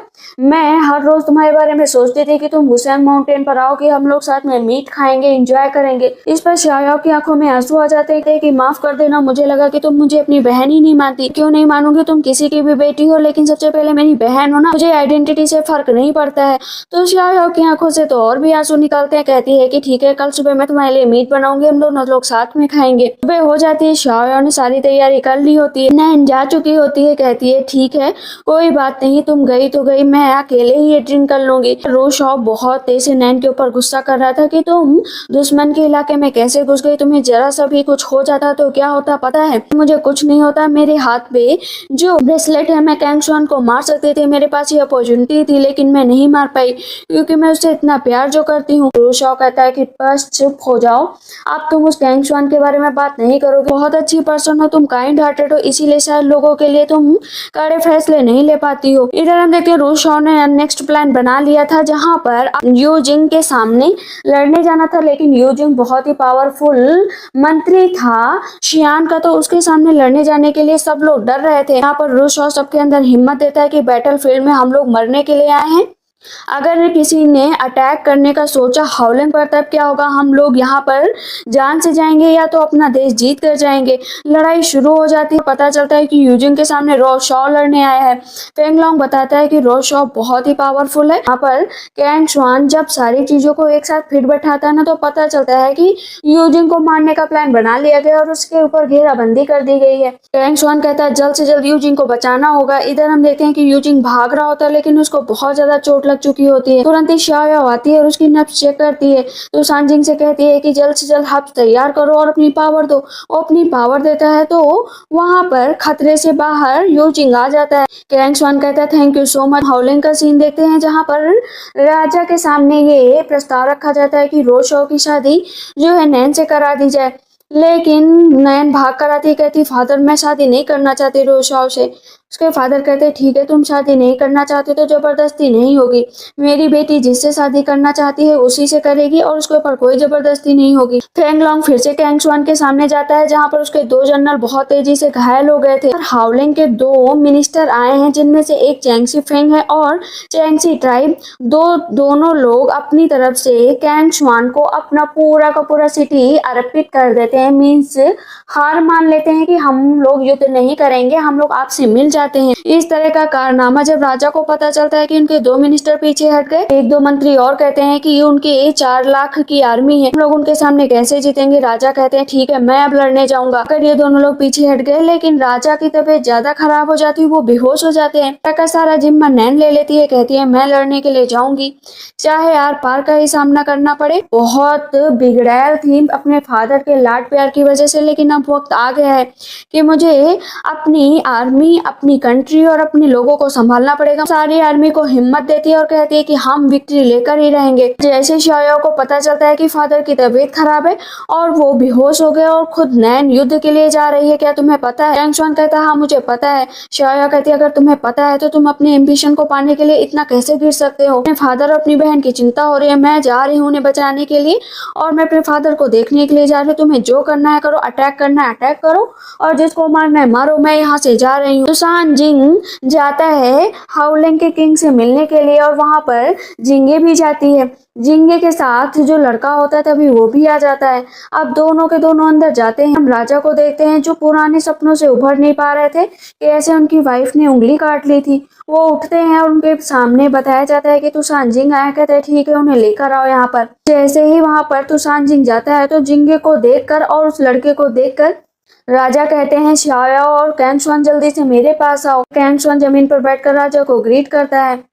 दोनों वहां पर जाते हैं तो कैंग स्वान माफी मांगने लगता है कि प्लीज मुझे माफ कर दो। राजा कहते हैं कि मेरे अंदर का जो इनर डीमन है वो बाहर ही नहीं निकल पा रहा है, मैं कितनी भी कोशिश कर लूं लेकिन तुम्हारी माँ से किए हुए प्रॉमिसेस को मैं नहीं पूरा कर पाया, मुझे इस बात का दुख है। कैंग शुआन कहता है कि पुरानी बातों को और निकालने का कोई फायदा नहीं है किंग। तो राजा होते हैं वो शाओयाओ को देखकर कहते हैं कि शाओयाओ तुम ठीक हो ना? कहती जी फादर, लेकिन पूरा फादर नहीं कहती है, कहती जी मैजेस्टी। वैसे भी मेरी माँ और मेरे फादर मुझे छोड़कर चले गए तो उनके लिए मेरे दिल में जरा से भी हमदर्दी नहीं है। मैं दर दर भटकती रही 30 साल, मुझे अपने चेहरे तक का पता नहीं चला कि मैं कैसी दिखती हूँ कैसी नहीं दिखती हूँ। उन्होंने मेरी जिंदगी बर्बाद कर दी और मैं क्यों उनके लिए रोऊं, और वो मेरे बिल्कुल भी काबिल नहीं थे। वहां पर शाओयाओ बहुत देर से चिल्लाने लगती है। उसके फादर अपना हाथ पटक देते हैं कि तुम्हें इस तरह बात नहीं करनी चाहिए अपने मदर और फादर के बारे में। वो दोनों लोग बहुत अच्छे थे, कहती है अच्छे रहे होंगे लेकिन मेरे लिए अच्छे नहीं है और ना ही कभी अच्छे हो पाएंगे। अब शाओयाओ की ऐसी हरकतें देखकर राजा को भी दुख होता है कि वो अपनी माँ के बारे में ऐसा सोचती है। तब यहाँ पर राजा कहते हैं मेरे साथ चलो एक जगह पर, चीचेन विलेज वैली में। कहती ठीक है, लेकिन वहां पर क्या है? वो उनको जैसे वहां पर लेकर जाते हैं तो वहां पर स्पिरिट पावर होती है। तो बताते हैं कि भले ही वो एक क्वीन थी लेकिन अपनी जिंदगी हमेशा से जो है नॉर्मल लोगों की तरह बिताई है। किंग ने शाओयाओ को बताया था कि तुम्हारी माँ से जब मेरी शादी हुई थी तो वो उससे पहले ही चीचेन से प्यार करती थी। वो चीज मुझे बाद में पता चली, लेकिन दो कंट्रियों के बीच में अक्सर ऐसे समझौते हो जाया करते हैं, इसमें तुम्हारी माँ की गलती नहीं थी। हम लोगों ने कहा था कि हम लोग साथ जरूर रहेंगे, उसके बाद डाइवोर्स दे देंगे और तुम्हारी माँ चीचैन के साथ रहने लगेंगी। अब उसके फादर कहते हैं अंदर जाओ, कहती है मैं अंदर नहीं जाऊंगी। उसके फादर कहते हैं जाओ, तो यहाँ पर तुम्हारी माँ हमेशा से रही है इसीलिए तुम्हें जाना ही पड़ेगा। कैंग शुआन और तो सांजिंग दोनों कहते हैं जाओ अंदर। जैसे ही जाने लगते तो बहुत सारे फ्लावर की पत्तियां उसको अगल बगल से घेर लेती हैं। दरवाजा अपने आप खुलता और बंद हो जाता। तो सांजिंग कैंग शुआन अंदर जाने वाले होते हैं तो राजा रोक लेते हैं कि उसे अंदर जाने दो। अंदर जाती है तो चीचैन और उसकी माँ की तस्वीर लगी होती है, लेकिन वहां पर कोई होता है, एक परछाई सी। आया कहती है कि तुम कौन हो और यहाँ पर कैसे आई? वो परछाई कहती है मैं इस जगह की देखभाल करती हूँ, ये चीचैन है और उसकी वाइफ है। दोनों बहुत अच्छे थे। चीचैन ने पूरी आर्मी को बचाने के लिए सब कुछ किया था। लोग उसे डीमन बुलाते थे लेकिन वो दिल का बहुत अच्छा था। वो अपनी वाइफ के साथ यहाँ पर रहता था। उसकी वाइफ और वो दोनों बहुत खुश थे। कहती है कि ठीक है लेकिन आप सामने तो आइए, लेकिन वो लेडी सामने नहीं आती है। कहती है मैं वॉर में बहुत ज्यादा घायल हो गई इसलिए सामने नहीं आ सकती, प्लीज दूर रहो मुझसे। वो वापस मिलकर फिर से उस पोर्ट्रेट को देखने लगती है। शाओयाओ क्योंकि अपने घर आ चुकी थी तो शाओयाओ कहती है कि क्या सच में मेरे फादर ने जो है उस युद्ध में लड़ा था और मेरी माँ के साथ ही उनकी डेथ हो गई थी? तब वो औरत बोलती है कि तुम्हारे फादर तुमसे बहुत प्यार करते थे, उन्होंने तुम्हारे लिए इतने ढेर सारे खिलौने, देखो वो जो बॉक्स में रखा है वो सारी चीजें खुद अपने हाथों से बनाई थी, क्योंकि वो अपनी बेटी के साथ रहना चाहते थे, उसके साथ अपना जीवन बिताना चाहते थे। लेकिन शायद ऐसा नहीं हो पाया। वो एक महान योद्धा थे कि जो छवि थी वो खराब थी, लेकिन वो अपनी बेटी के लिए बहुत कुछ करना चाहते थे। वहां पर एक बेल रखी होती है, जैसे ही वो बेल बजाती है तो उसे पुरानी चीजें दिखाई देने लगती है कि उसके फादर सच में कितनी तैयारी कर रहे थे। वो फिर से उदास हो जाती है कि भले ही तैयारी कर रहे थे तभी वो मुझे छोड़कर चले गए। वहां पर जो औरत होती है कहती है कि भले ही तुम अपने फादर के बारे में कुछ भी कहो लेकिन वो सच में तुम्हारी बहुत केयर करते थे। कहती मुझे उनके बारे में कोई बात नहीं करनी और मेरे सामने नॉनसेंस बातें मत करो, मैं ज्यादा नहीं सुन सकती हूँ। शाओयाओ की नजर उस औरत पर पड़ चुकी थी तो वो उसके करीब जाने लगती है। जैसे ही करीब जाने लगती है तो उसके अंदर बहुत तेज रेड लाइट निकलने लगती है, जिसकी वजह से शाओयाओ को पीछे हटना पड़ता है। कहती है तुम मेरी माँ हो ना? बोलो ना माँ हो। तो यहाँ पर वो बोलती है कि मेरी बेटी पीछे रहो। कहती आप मुझे पीछे क्यों कर रही हैं? मैं आपके पास आना चाहती हूँ। कहती नहीं मेरी बेटी, मैंने यहाँ पर 400 साल इंतजार किया है, तुम्हारा इंतजार, अब मुझे जाना पड़ेगा। कहती है माँ प्लीज मुझे छोड़कर मत जाओ, मैंने इतने दिनों बाद आपको देखा, मैं आपको देखना चाहती हूँ। जो नकाब अपने ऊपर डाले हुए होते हैं ना उसे हटा देती है। उसको देखकर शाओयाओ बहुत शॉक्ड रह जाती है। कहती है माँ आपको दर्द हो रहा है क्या? कहती है हाँ बहुत दर्द मैंने सहा है, लेकिन तुम्हें देखने के बाद, इतना बड़ा होने के बाद अब मुझे सुकून मिल गया है कि तुम एक अच्छी जिंदगी जी रहे हो।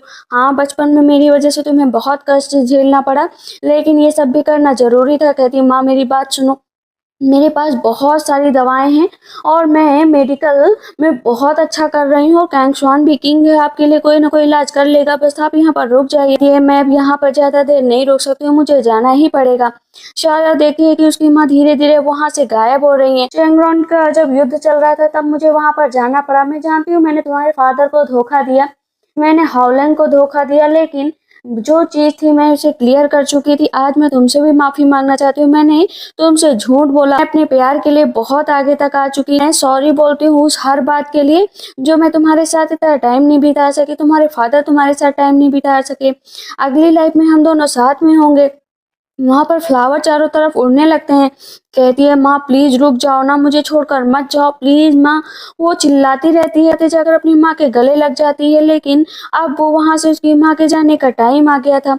वो बस देखती रह जाती है और वहाँ से उसकी माँ चली जाती है। अभी उसके पास उसकी पावर भी वापस आ गई थी, क्योंकि शाओयाओ के पास एक पावर थी फेस चेंज करने की, तो वो भी पावर उसकी माँ उसे जाते जाते दे गई थी। काफी टाइम बीत जाता है। वहाँ पर जो कैंगशन होता है और शाओयाओ दोनों ग्रीट करते हैं। हाउलैंड की किंग कहते हैं कि तुम्हारी माँ ने तुम्हें वो ताकत वापस कर दी। कहती, कौन सी ताकत? कहते, फेस चेंज करने की। वो खुश हो जाती है, कहती मैं देखूं तो। पहले वो कैंगशन का फेस चेंज करती, फिर जाती है जो है तुषानजिंग के पास, वो भी फेस चेंज करती। वो खुश हो जाती, कहती वाह क्या बात है, मेरे पास मेरी पावर वापस आ गई। अभी हम देखते हैं शांगलू भी उसी जगह पर पहुंच चुका होता है जहाँ पर शाओयाओ होती है। उसे उसका होने का एहसास हो जाता है, तो वहाँ के जो संरक्षक होते आ जाते हैं, कहते हैं कि आप यहाँ पर नहीं आ सकते, क्योंकि ये एक डीमन की जगह और डीमन की जगह कोई भी नहीं लगा। चीचैन यहाँ पर रहता था। जैसे पीछे मुड़ता वहां पर अपना टोकन दिखाता है। टोकन देखकर जो वहाँ के हेड होते हैं कहते हैं, ठीक है सब लोग बाहर जाओ, मुझे बात करना है। कहते हैं, तुम्हारे पास ये टोकन कहाँ से आया? ये तो हेड ऑफ डीमन का टोकन है। कहता, हाँ चीचैन जो है मेरे फादर के फ्रेंड है। कहता, मैं क्या कर सकता हूँ तुम्हारे लिए, बताओ। होता बैठा होता है एक जगह पर। उसने सोच लिया था कि वो किसी भी तरीके से चीचैन के हाउस जाएगा, वहां पर पता करेगा कि वो जो उसके अंदर पग है उसको कैसे निकाले, ताकि जब भी मुसीबत उसके ऊपर आए तो शाओयाओ संकट में ना पड़े। तो अभी यहाँ पर शांगलू उस आदमी से कहता है कि देखो मैं तुम्हें ये सब कुछ देने के लिए तैयार हूँ, लेकिन तुम्हें मेरे लिए काम करना पड़ेगा। सबसे पहले वो भी ग्रीट करता है और वहां पर पूछता है कि पॉइजनस पग कैसे निकाला जाएगा, इसका मुझे तरीका बताओ। वो वापस आ जाता है और यहाँ पर उसने पॉइजनस पग निकालने का रास्ता ढूंढ लिया था, लेकिन शाओयाओ की यादों से अभी भी वो नहीं निकला था। इधर कैंगशन और हाउलिंग के किंग साथ में बैठे होते हैं, लेकिन हाउलिंग के किंग अभी भी माफी मांग रहे होते हैं कि मैंने जो तुम्हारे साथ किया, तुम्हारी मदर के साथ किया, उस टाइम मुझे अपनी सेना भेजनी चाहिए थे, लेकिन मैंने वो काम नहीं किया, इसकी वजह से मुझे माफ कर दो। कहता है, अंकल जो कुछ भी हो वो पुरानी बातें थी, हमें अब आगे बढ़ जाना चाहिए। शाया भी मेडिसिन लेकर आ जाती है अपने फादर की। फादर अब आप पूरी तरीके से ठीक हो जाएंगे, बस आपको कुछ देर आराम करने की जरूरत है। लेकिन यहाँ पर हाउलिंग के किंग कुछ और ही सोच कर बैठे थे। वो चाहते थे कि अब इस नेशन का थोड़ा सा उद्धार कर दिया जाए, क्योंकि वो अब थोड़ा सा एजेड भी हो गए हैं और यहाँ की अब वो राजगद्दी उनसे संभाली भी नहीं जा रही है। तो वो चाहते थे किसी खास को ये राजगद्दी सौंप दी जाए। अब यहाँ पर सब कहते हैं किसको ये राजगद्दी सौंपनी है, तो वहां पर वो बोल देते हैं कि मैं चाहता हूँ कि कैंगशन ये राजगद्दी संभाले।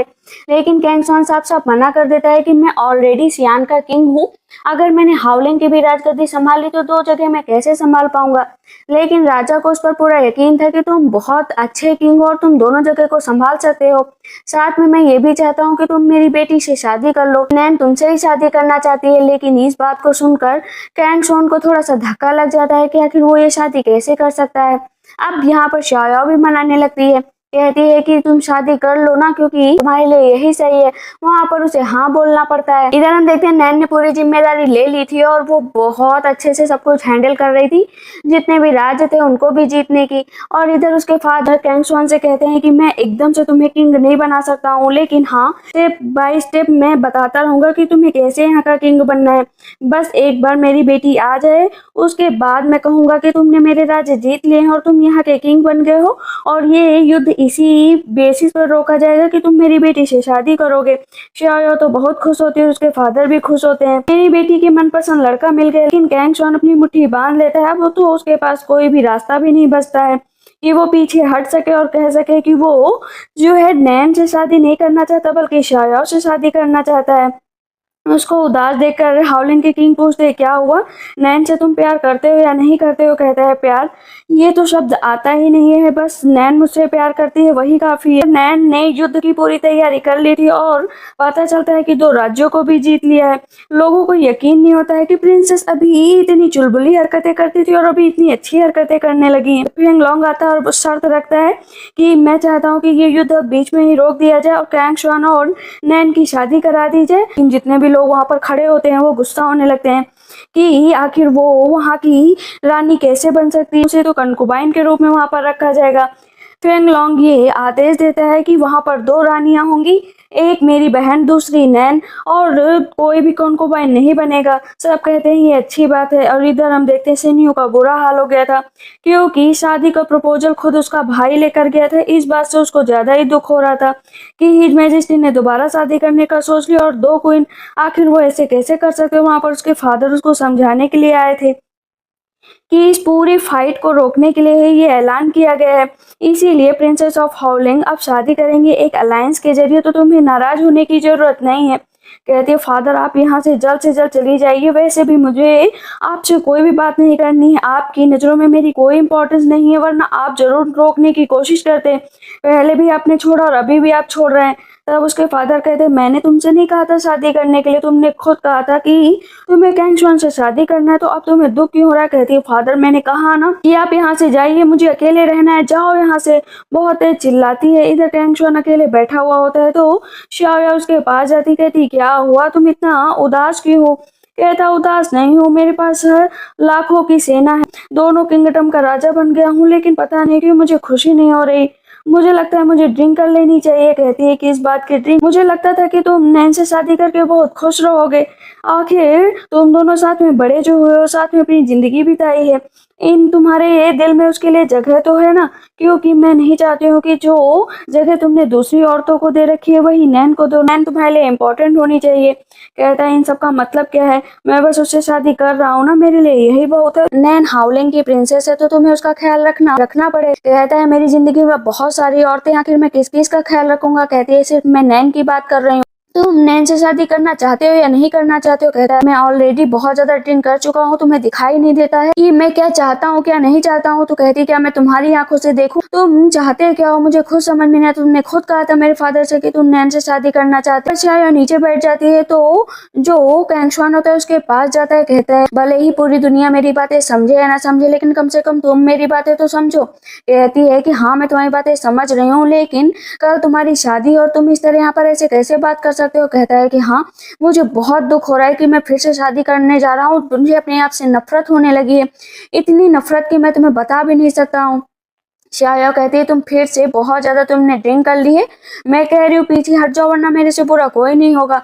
वो अपना पंच बना लेती है कि मार दूंगी, पीछे हट जाओ। वो उसके और करीब चला जाता है, कहता है देखो मुझे ये चाहिए, मुझे ये चाहिए। कहती क्या चाहिए तुम्हें। वो बहुत कहने की कोशिश करता है लेकिन कह नहीं पाता है और पीछे हट जाता है।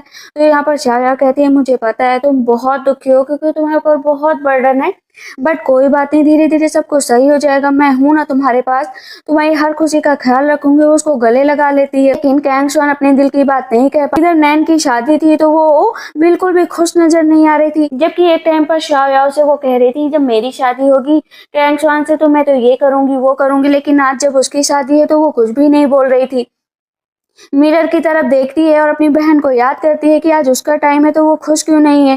उसके फादर कहते हैं क्या हुआ, तुम इतनी दुखी क्यों हो। कहती है मैंने तो बहुत सारे सपने देखे थे कि मेरी शादी होगी तो मैं ये करूंगी वो करूंगी, लेकिन आज मेरा सपना सच हो रहा है तो मुझे जरा से भी खुशी नहीं हो रही है, ऐसा लग रहा है कि बस एक समझौता टाइप हो रहा है। तो उसके फादर कहते हैं चिंता मत करो, अगर तुम्हें शादी नहीं करनी है तो मैं अभी ही शादी तोड़ सकता हूँ। कहती है नहीं फादर मैं शादी नहीं तोड़ना चाहती हूँ, मैं चाहती हूँ कि ये शादी हो, क्योंकि सेंट्रल प्लेन्स और सभी लोगों का इसी से ही भलाई है, युद्ध किसी के लिए अच्छी बात नहीं है। कहते हैं मैं तुम मेरी बेटी हो, तुम्हारे लिए मैं कुछ भी कर सकता हूँ। कैंगशुआन से अगर शादी नहीं करना चाहती तो किससे करना चाहती हो। कहती है नहीं फादर आप मेरे लिए बेस्ट फादर हो, और बेस्ट फादर अपनी बेटी के लिए कभी कोई गलत कदम नहीं उठा सकता, आप मेरे दिल का हाल तो जानते ही हैं। मैं ये भी जानती हूँ कि कैंगशुआन मुझसे प्यार नहीं करता है, लेकिन मैं तो उससे प्यार करती हूँ ना, मैं जिंदगी भर इसी सहारे से खुश रह सकती हूँ कि मैं जिस इंसान से प्यार करती थी उससे मेरी शादी हो गई, अगर मैं किसी और से शादी कर लूंगी तो इसी दुख में जीती रहूंगी कि मैंने जिससे प्यार किया उससे शादी नहीं कर पाई। इसी बात से खुश होकर मैं कैंगशुआन से शादी करना चाहती हूँ, आप प्लीज इतना दुखी मत होइए, मैं प्रॉमिस करती हूँ कि मैं अपना पूरा ख्याल रखूंगी। शाओ इधर अभी भी कैंगशुआन को समझा रही होती है कि किंगडम को संभालने की जिम्मेदारी भी है तुम्हारे ऊपर, मैं तुम्हारा सपोर्ट करूंगी, लेकिन अगर तुम शादी नहीं करना चाहते हो तो मैं फादर से कहकर ये शादी कैंसिल करवा दूंगी। कहता है नहीं नहीं ये करने की जरूरत नहीं है। कहती फिर तुम अपने आप को दुखी क्यों कर रहे हो। तो वो नकली स्माइल करने लगता है कि मैं बहुत खुश हूँ और किंग ऑफ शियान होने के नाते और आप किंग ऑफ हाओलिंग होने के नाते जगह का मुझे ख्याल रखना है। मुझे इस पूरी जिम्मेदारी को अपने कंधे पर उठाना है। इस तरह मैं नहीं जी सकता हूँ। तो कहती है किस तरह जीना चाहते हो तुम? कहता है बस मैं चाहता हूँ कि हम दोनों जहाँ पर रहें एकदम सेफ और अच्छे से रहें। कहती है अच्छा ये बात है, वैसे मैं तुम्हें कभी भी हर्ट नहीं करूंगी, ना किसी को हर्ट करने दूंगी, तुम इतना याद रखना। कहता है हाँ मुझे पता है। कैंग शुआन पूछता है क्या तुम शादी में आओगे? कहती शादी में तो नहीं आ सकती हूँ क्योंकि तुम्हें तो पता है कि अभी भी मैं हाउलिंग के अंदर एंटर नहीं कर सकती हूँ, मुझे वहां से निष्कासित किया जा सकता है। प्रिंसेस ऑफ सीलिंग हूँ तो वैसे भी वहां पर आना मेरा अनुचित नहीं है, इसीलिए तुम्हारी शादी में मैं नहीं आ पाऊंगी, लेकिन तुम अच्छे से शादी करना। अभी वहां पर बहुत सारे फ्लावर लगे होते। कहती देखो ना फ्लावर, वैसे भी चैंगरॉन आर्मी से युद्ध होने वाला है, उसके लिए भी तैयार रहो। देखते हैं हाउलिंग के पैलेस का सीन जहाँ पर शादी की ढेर सारी तैयारियां शुरू हो गई थी। वहां पर दो फिनिक्स को बुलाया जाता है और बढ़िया सा स्टेज तैयार हो जाता है। सामने से नैन सुंदर सी ड्रेस पहनकर वहां पर आती है। उसे पता है कि कैंग शुआन उससे प्यार नहीं करता है, लेकिन तब भी अपने दिल पर हाथ रखकर वहां पर शादी की सारी रस्मों को निभाती है। वादा करती है कि चाहे कितनी भी मुसीबत है मैं तुम्हारा साथ कभी नहीं छोड़ूंगी। इधर शायद शादी में तो गई नहीं थी तो समुद्र के किनारे आकर खड़ी हो जाती है। सामने से श्यांगलू आता हुआ दिखाई देता है। कहती है तुम यहाँ पर क्या कर रहे हो? उसे लग रहा था ना कि वो जो है ऐसे सिर्फ इल्यूजन टाइप है, तो उसका गाल पकड़कर खींचती है। पता चलता है कि वहां पर वो सच में है। कहती है तुम सच में हो क्या? कहता है क्यों, तुम्हें नहीं लगता है कि मैं सच में हूँ? मैं तुम्हें हर जगह इल्यूजन ही नजर आता हूँ। वो कहती है नहीं नहीं बस ऐसे ही मुझे लगा, मैं सपना देख रही हूँ। श्यांगलू पूछता है शादी में क्यों नहीं गई? कहती है नहीं, मैं वैसे भी क्राउड जगह पर जाना पसंद नहीं करती, इसीलिए मैं यहीं पर हूँ। कहता है जब यहाँ पर आ ही गई हो तो मुझे तुमसे कुछ बात करनी है। किंग ऑफ हाओलिंग है, वो अपनी बेटी की शादी भले ही कैंग शुआन से करना चाहते हैं, लेकिन कैंग शुआन कभी अपनी आदतों से बाज नहीं आएगा। वो हमेशा ही युद्ध की तरकीब ढूंढता रहेगा। कहीं तुम्हारे फादर से कैंग शुआन ने हाओलिंग ही तो नहीं मांग लिया पूरा का पूरा डाउरी में? कहती है झूठ मत बोला, ऐसा कुछ नहीं है, कैंग शुआन ऐसा कभी नहीं कर सकता। कहता है अच्छा तो मेरा गेस सही था। कौन सा गेस, मुझे भी बताओ। कहता है यही गेस कि मेरे 9 हेड है, मैं 9 तरीकों से सोच सकता हूँ। वो उसके पास जाती है। कहती है कि मेरा भाई ऐसा कभी नहीं कर सकता, वैसे भी जो वॉर थी उसे रोकने के लिए ये सब कुछ करना ही था। एक फ्रेंड होने के नाते मैं तुमको समझा रही हूँ ना। कहता है तुम भला मुझे समझाने वाली कौन होती हो? मैं तो उस कैंग शुआन को मार कर ही रहूंगा। ये मत भूलना कि पॉइजनस पग मेरे अंदर, अगर तुमने कुछ भी गड़बड़ किया तो तुम्हें भी मरना पड़ेगा। तो श्याओ कहती है अच्छा मैं मरूंगी तो तुम भी मरोगे, इतना याद रखना। वैसे भी पॉइजनस पग तुमने कैंग शुआन के अंदर से निकाला था, तो मेरे अंदर से क्यों नहीं निकाल सकते हो? अगर मैं मर गई या जिंदा रही तो तुम्हें क्या फायदा होगा? कहता है तुम जिंदा रही मर गई मुझे नहीं फर्क पड़ता, लेकिन अगर मैं जिंदा रहा ना तो तुम्हारे लिए मुश्किल हो जाएगा। पॉइजनस पग के बदले में मुझे ना फंसाओ मत, मैं तुम्हारे अगेंस्ट हमेशा ही रहूंगी। वो हंसता रहता है। कहता रहो अगेंस्ट, मुझे क्या लेना देना। वो वहां से चला जाता है। तब तक वहां पर तो सांजिंग आ जाता है। कहती है कि क्या शादी खत्म हो गई? कहता हाँ शादी खत्म हो गई, सब कुछ बहुत अच्छे से हुआ, तुम चिंता मत करो। कहती है नहीं, अभी वहां यहाँ पर श्यांगलू आया था, पॉइजनस पग के बारे में बात कर रहे थे, शायद उसके पास कोई ना कोई रास्ता तो है पॉइजनस पग निकालने का, लेकिन वो निकाल नहीं रहा है। कहता कोई बात नहीं। शाया कहती है वैसे भी मुझे मेडिकल का ना बहुत सारा काम करना है, पॉइजनस पग को निकालने पर भी काम करूंगी और बहुत सारा ऐसा भी काम करना है जो युद्ध के लोगों के लिए सही हो। वहाँ पर जाते हैं उनकी पुरानी यादें ताजा हो जाती हैं, क्योंकि श्याओ और तुषान जिंग ने यहाँ पर पहला केस किया था। उस टाइम तुषान जिंग ने केस पर थोड़ी सी आपत्ति जताई थी कि तुम ऐसे केस नहीं कर सकती हो। आज तो तुम्हें कोई आपत्ति नहीं है ना मुझे केस करने में? कहता नहीं आज कोई भी आपत्ति नहीं है। वो उसे फोरहेड केस करता है, फिर उसे किस करता है। इधर श्यांगलू अभी भी बैठा हुआ था और पुरानी सारी बातें श्याओ के बारे में सोच रहा होता है कि क्या वो पॉइजनस पग सच में निकाल दे उसके अंदर से। पॉइजनस पग निकालने के बाद शायद उस श्याओ की दूरी और भी बढ़ जाएगी, जो उसे 1-2 बार मिल पाता है वो भी नहीं मिल पाएगा। इस बात से वो दुखी था। इधर अब शादी हो चुकी थी और सारी बाउंड्री तय कर दी गई थी। राजा यहाँ पर फैसला लेते हैं कि अब और ज्यादा वो यहाँ पर नहीं रह सकते, इसीलिए वो ये जगह छोड़कर जाना चाहते हैं। ये थ्रोन वो कैंग शुआन को देना चाहते हैं, क्योंकि अब कैंग शुआन ही ये जगह को संभाल सकते हैं। सारे के सारे जमीन पर बैठ जाते हैं कि आप हमें छोड़कर मत जाइए, आपसे अच्छा राजा कोई नहीं हो सकता। कहते हैं मैं जाना तो नहीं चाहता, लेकिन मेरी उम्र हो गई अब मुझे, या मैं यहाँ पर नहीं रह सकता हूँ। लेकिन कुछ लोग सपोर्ट में भी आते हैं कि जैसा आप फैसला ले हम लोग सब मिलकर उसका सपोर्ट करेंगे। इधर हम ग्रैंडफादर को देखते हैं जो अपनी जगह पर बैठे होते हैं और वहां पर उन्हें पता चल जाता है कि युद्ध को रोक दिया गया है और उनके पोते ने बहुत अच्छा काम किया है। कैंग स्वान ने नैन से शादी कर ली और सारे वॉर रुक गए हैं। कहता है मैंने अपने पोते से जितनी उम्मीदें लगाई थी उससे ज्यादा वो समझदार है। मैंने उसे राजगद्दी देकर बहुत बिल्कुल सही फैसला लिया है और मैं सारी चिंताओं से मुक्त हो गया हूँ। पेंगशुआन को देखते हैं जो कि आ चुका था थ्रोन को पहनकर, अपने जो है विक्ट्री को दिखाने के लिए वो वहां पर बैठ जाता है। सबके सब उसके सामने ग्रीट करते हैं। इधर शाया अपने फादर से कहती है कि फादर भले ही आप यहाँ से जा रहे हैं लेकिन आपको यहाँ पर थोड़े दिन और रुकना चाहिए। नैन भी कहती है फादर आपको रुकना चाहिए, लेकिन फादर मानने को तैयार नहीं थे कि अब मुझे जाना ही होगा, मैं यहाँ पर रुक नहीं सकता हूँ। मैं भी अब ग्रैंडफादर की तरह पहाड़ों पर अपनी जिंदगी बिताना चाहता हूँ। नैन कहती है फादर प्लीज आप बीच बीच में मिलते रहना हमसे। कैंग शुआन भी कहता है, तो उसके फादर नैन का हाथ पकड़ कर कहते हैं कि तुम अपना ख्याल रखना कंट्री का भी। अगर मैं यहाँ पर ज्यादा दिन तक रहा तो कुछ ज्यादा ही मेसी हो जाएगा, इसलिए मुझे सियान माउंटेन पर जाना ही पड़ेगा। कैंग शुआन कहता है ठीक है फादर, जैसी आपकी मर्जी। वहां पर सब नीचे बैठकर फादर को ग्रीट करते हैं और श्याओ अपने फादर के साथ निकल पड़ती है। हाओलिंग के किंग होते हैं, कहते हैं ना तो मैं एक अच्छा बेटा बन पाया, ना ही एक अच्छा पिता, ना ही एक अच्छा पति बन पाया। तब यहाँ पर श्याओ कहती है आप कुछ बन पाए हो या ना बन पाए हो, लेकिन आप बेस्ट फादर है दुनिया के, आपसे अच्छा फादर मैंने जिंदगी में नहीं देखा है। इधर हम सेनियो को देखते हैं जहाँ पर फेंगलोंग आता है और बताता है कि क्वीन की शादी हो चुकी है, मैंने आपको इन्फॉर्म नहीं किया, इसके लिए मैं माफी मांगता हूँ। लेकिन सेनियो में गुस्से में लाल पीली हो रही थी। कहती है माफी किस बात की मांगने आए हो जब इतनी गलती कर दी है। वैसे भी प्रिंसेस ऑफ हॉलोइंग अब यहाँ की क्वीन बन चुकी हैं, तो तुम मेरे जले पर नमक छिड़कने आए हो। कहता है मैं माफी मांगने आया हूँ क्योंकि वॉर को रोकने के लिए शादी करना जरूरी था। कहती है शादी करना जरूरी था, सब एक जैसे हो, मैं तुम्हारी सिस्टर हूँ, हम दोनों सेम मदर से पैदा हुए हैं, लेकिन तुम भला दूसरे का साथ कैसे दे सकते हो। फेंगलोंग समझाता है कि तुम्हें नजर नहीं आता है कि यहाँ पर क्या चल रहा है, तुम्हें भी तो ध्यान रखना चाहिए। कहती मैं कब तक ध्यान रखूंगी, किसी को नहीं छोड़ूंगी, पहले फादर आए मुझे समझा कर गए, अब तुम मुझे यहाँ पर समझा रहे हो। फादर को भी नहीं छोड़ूंगी, तुमको भी नहीं छोड़ूंगी।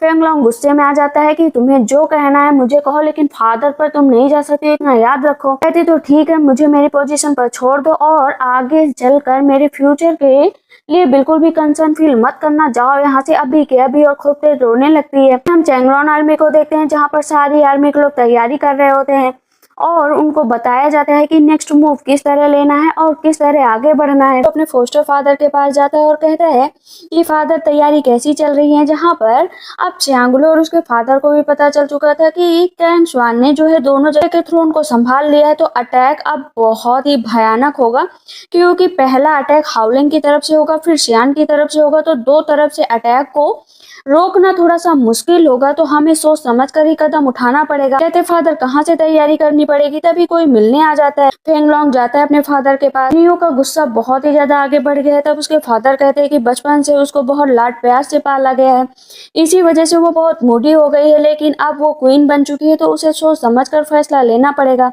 लेकिन याद रखो कि अगर तुम भाई होकर उससे इस तरह लड़ोगे तो वो अपने आप को कैसे संभालेगी। इसीलिए एक बात हमेशा याद रखना, ये कितनी भी मुसीबत आ जाए अपनी बहन के लिए हमेशा खड़े रहना और कभी भी ऐसा कोई भी कदम मत उठाना जिससे तुम्हारी बहन के ऊपर कोई मुसीबत आए। अपने मैनर्स को याद में रखना। कहता है ठीक है फादर। फिर से मनाने आ गया था। वहां पर वो उसके लिए रेड लोटस ग्रोस की एक बांसुरी लेकर आया था। पहले तो वो नहीं देखती है, लेकिन जब देखती है वो बांसुरी बहुत ही अच्छी है तो कहती थैंक यू मेरे भाई। कहता है कल के लिए आई एम सो सॉरी, मुझे माफ कर दो। कहती कोई बात नहीं। इधर अब शाया ग्रैंडफादर के पास आ जाती है। कहती ग्रैंडफादर देखिए ना, मैंने आपके लिए क्या क्या बनाया है और फादर पूरी तरीके से अच्छे हो गए हैं, तो मैंने सोचा क्यों ना आपके पास चलो और अब आपके पास ही रहो। ग्रैंडफादर कहते हैं ये अच्छा कहा, वैसे भी अब तुम्हारे फादर ने भी सब कुछ गिव अप कर दिया। कहती हाँ बिल्कुल आपकी तरह। इधर हम देखते हैं कि सनियो तैयार हो रही होती है, सोचती है कि अभी हिज मैजेस्टी आएंगे उसके पास और वो बहुत अच्छे से बांसुरी को देख भी रही होती है, लेकिन तभी उसे पता चलता है कि हिज मैजेस्टी फिर से शाओ पीक पर गए हैं और ग्रेट इंपरर के साथ आज उनका डिनर है। कहती है उनका डिनर ग्रेट इंपरर के साथ नहीं बल्कि वो शाओ के साथ है, क्योंकि उनके बिना उसका दिल ही नहीं लगता। आखिर इन सब चीजों से मेरा पीछा कब छूटेगा। वो मिरर में देखती है ना, तब भी वहां पर उसे सिर्फ शाओयाओ की ही शक्ल दिखती कहती बहुत जल्दी वो दिन भी आ जाएगा जब यहाँ पर 2 क्वीन नहीं 3 क्वीन होंगी, क्योंकि शाओयाओ का भी नंबर तो आएगा ना। तो उसकी मेट कहती है आप ज्यादा सोचिए, ऐसा कुछ नहीं होगा, वैसे भी वो सान जिंग से प्यार करती है। तब यहाँ पर चन्यू कहती है दिन कब बदल जाए किसी को नहीं पता है, वैसे भी जिस हिसाब से कैंग स्वान पीछे पड़ा है जल्द ही वो दिन आ जाएगा। इधर हम देखते हैं कि शाओयाओ बहुत सारे लिस्ट तैयार कर रही होती है जिसमें मेडिसिन लिखी होती है, और उन मेडिसिन को लिख कर वो जल्द से जल्द अलग अलग जगह भेजना चाहती थी ताकि हर जगह के लोगों की सहायता हो पाए। तो यहाँ पर तुसान जिंग कहता है कि मैं तुम्हारी हर तरीके से सहायता करने के लिए तैयार हूँ। कहती है कि अच्छा जब मैं जिंग फैमिली में चली जाऊंगी तब भी। कहता हाँ तब भी। उसकी मेड हंसने लगती है। इधर ग्रैंडफादर और कैंग स्वान एक जगह पर बैठे होते हैं, कप पूरा भर जाता है लेकिन कैंग स्वान तब भी उसमें ड्रिंक डाल रहा होता है। ग्रैंडफादर कहते हैं कप भर गया है, तुम क्या सोच रहे हो। तो यहाँ पर कैंग स्वान कहता है कि ग्रैंडफादर आपको पता है ना कि फेंग फेंग की डेथ हो चुकी है, लेकिन शांगुलो ही फेंग फेंग है, तो आपको नहीं लगता है कि ये हमारे लिए थोड़ी खतरे वाली बात है। यहाँ पर ग्रैंडफादर कहते हैं कि दुनिया समाज में भले ही बताया गया है कि फेंग फेंग की डेथ हो चुकी है, बट असल में वो जिंदा है, इसीलिए तुम्हें उसे जल्द से जल्द हटाना ही पड़ेगा। रही तुसान जिंग की बात तो तुम्हें उसके बारे में भी सोचना चाहिए कि शाओयाओ तुसान जिंग को लाइक करती है। कहता है तुसान जिंग जैसा कमजोर इंसान भला शाओयाओ को कैसे लाइक कर सकता है, ना तो वो उसको संभाल सकता है ना तो अपने पास रख सकता है। ग्रैंडफादर कहते हैं ये शाओयाओ की मर्जी। ग्रैंडफादर की बात सुनकर कैंग स्वान को बहुत बुरा लगता है। वो ड्रिंक पर ड्रिंक किया जा रहा था तो फेंगलोंग समझाने की कोशिश करता है कि शाओयाओ तुम्हारी दोस्त है और तुसान जिंग मेरा बहुत अच्छा दोस्त, दोनों के बीच बहुत प्यार है और एक दिन वो लोग शादी भी करेंगे। लेकिन यहाँ पर शायद फेंगलोंग को भी कैंग स्वान की थोड़ी बहुत फीलिंग्स के बारे में पता था, लेकिन वो कुछ नहीं कहता है अपनी बहन का सोचकर, कहीं उसके बहन के ऊपर कोई मुसीबत ना जाए, इसी वजह से वो चुप हो जाता है अपनी फादर की बातों को याद करके। अभी हम देखते हैं कि मीटिंग बुलाई जाती है कि चेंगरॉन आर्मी पर हमला कैसे किया जाए। इसी वजह से वहां पर हॉलैंड के कुछ लोग और शियान के कुछ लोगों को बैठाया गया था, जहां पर पूछा जाता है कि सबसे पहले मुझे डीप में कोई समझाएगा कि युद्ध की क्या नीति होनी चाहिए। और फेंगलोंग चुपचाप बैठा हुआ होता है तो रोशा उठता है, कहता है मैं बताता हूँ। सबसे पहले हमें चेंगरॉन आर्मी की क्विंसी टाउन पर आक्रमण करना चाहिए क्योंकि ये उनका लोएस्ट पॉइंट है। फेंगलोंग कहता है तुम तो बहुत होशियार हो। अब सबके सब अपनी अपनी राय देने लगते हैं, जहां पर कैंग स्वान कहता है ठीक है रोज शाओ और सब लोग मिलकर तैयारी करो। इधर हम देखते हैं शाओयाओ जो है दवा लिख रही होती है, तभी तुसान जिंग आता है। तुसान जिंग को पता चलता है कि जो उसका बेटा मीन्स उसका बेटा नहीं उसके बड़े भाई का बेटा जो है बहुत बीमार है, और उसने वादा किया था कि वो उसको कुछ भी नहीं होने देगा, अपने बच्चे की तरह पालेगा, लेकिन अब बीमार है तो उसे जाना पड़ेगा। कहती मैं भी तुम्हारे साथ चलूंगी ताकि मैं उसका इलाज कर पाऊँ। कहता है थैंक यू सो मच। अब वो रेजिडेशन हॉल में बैठी होती है और तैयारी कर रही होती है, सांजिंग के साथ जाकर जल्दी से जल्दी उस बच्चे को सही करेगी। बच्चे की क्या गलती, वो तो बेचारा मासूम है। चेंगरॉन आर्मी में सियांगलू के फोस्टर फादर से मिलने फेंगलोंग के फादर आए हुए होते हैं, और वो उनके बीच समझौता करना चाहते थे कि इस युद्ध को रोक दो, हार मान लो और अपने आप को समर्पित कर दो। लेकिन फोस्टर फादर कहते हैं कि चाहे कुछ भी हो जाए हम लोग मरने को तैयार हैं, लेकिन कभी भी अपने आप को समर्पित नहीं करेंगे, ना ही हार मानेंगे, क्योंकि ये हमारी कैपेबिलिटीज हैं।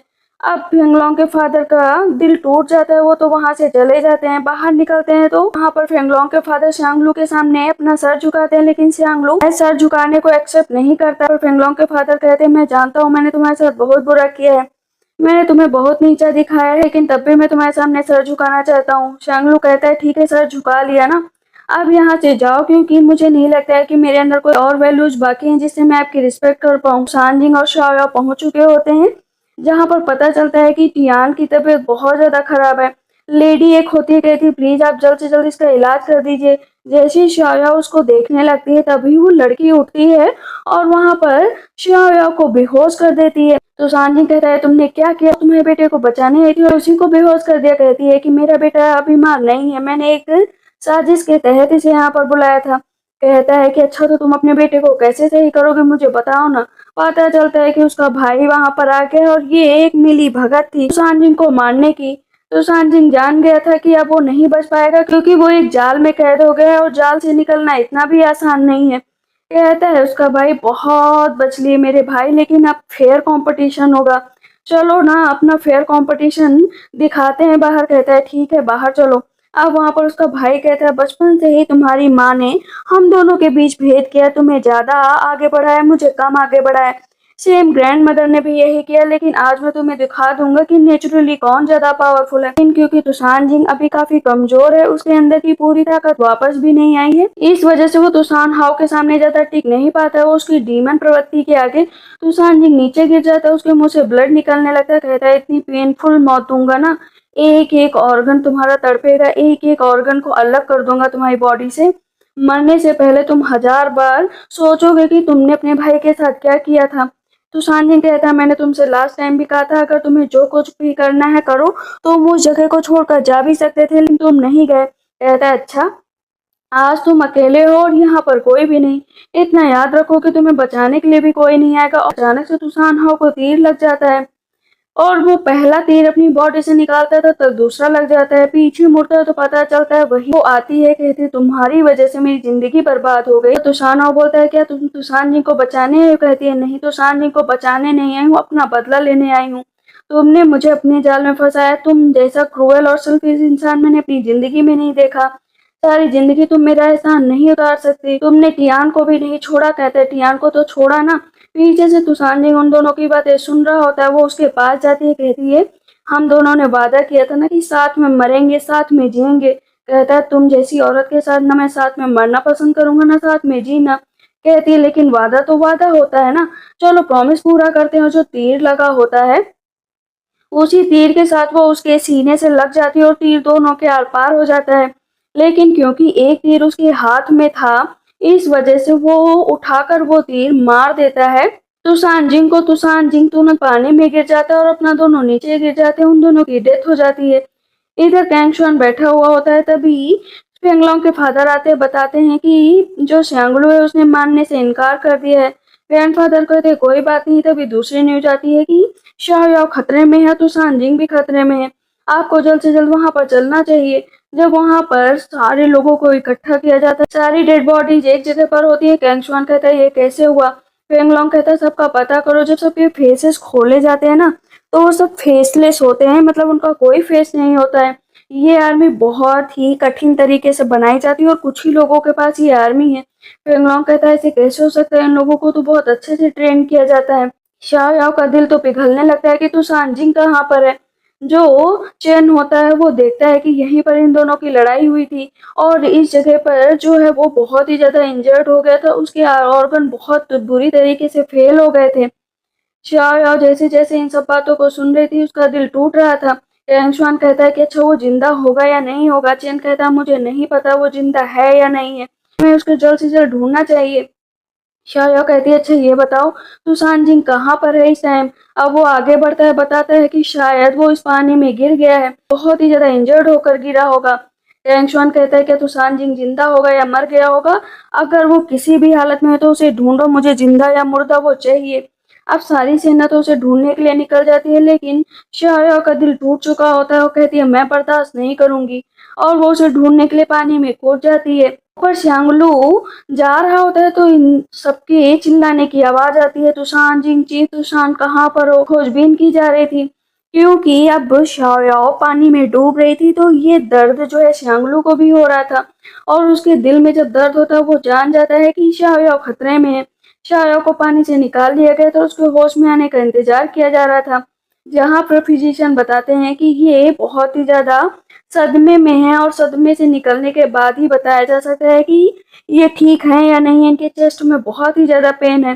तब यहाँ पर कैंगशुआन कहता कोई तो इलाज होगा ना जिससे इसको ठीक किया जा सके। वो लड़का बताता है कि इस जो वो फिजिशियन बताते हैं कि इस जो इसकी स्पिरिट पावर है वो इस टाइम कमजोर हो गई है कोल्ड वाटर में जाने के वजह से। कहता है तुम बस इलाज बताओ। कहता है ठीक है, मैं इसका इलाज करने के लिए कुछ दवाइयाँ लेने जा रहा हूँ, मैं जल्दी वापस लेकर आऊंगा और रिजल्ट क्या होगा ये तो डिपेंड करेगा कि ये क्या चाहती है। कहता है ठीक है, जल्द से जल्द जाओ और लेकर आओ। अभी हम देखते हैं कि कैंगशुआन को जो कि देख रहा होता है शाओयाओ की जल्द से जल्द वो ठीक हो जाए, लेकिन वो जो कि बहुत टेंशन में था कि शाओयाओ की हालत बहुत खराब हो गई है।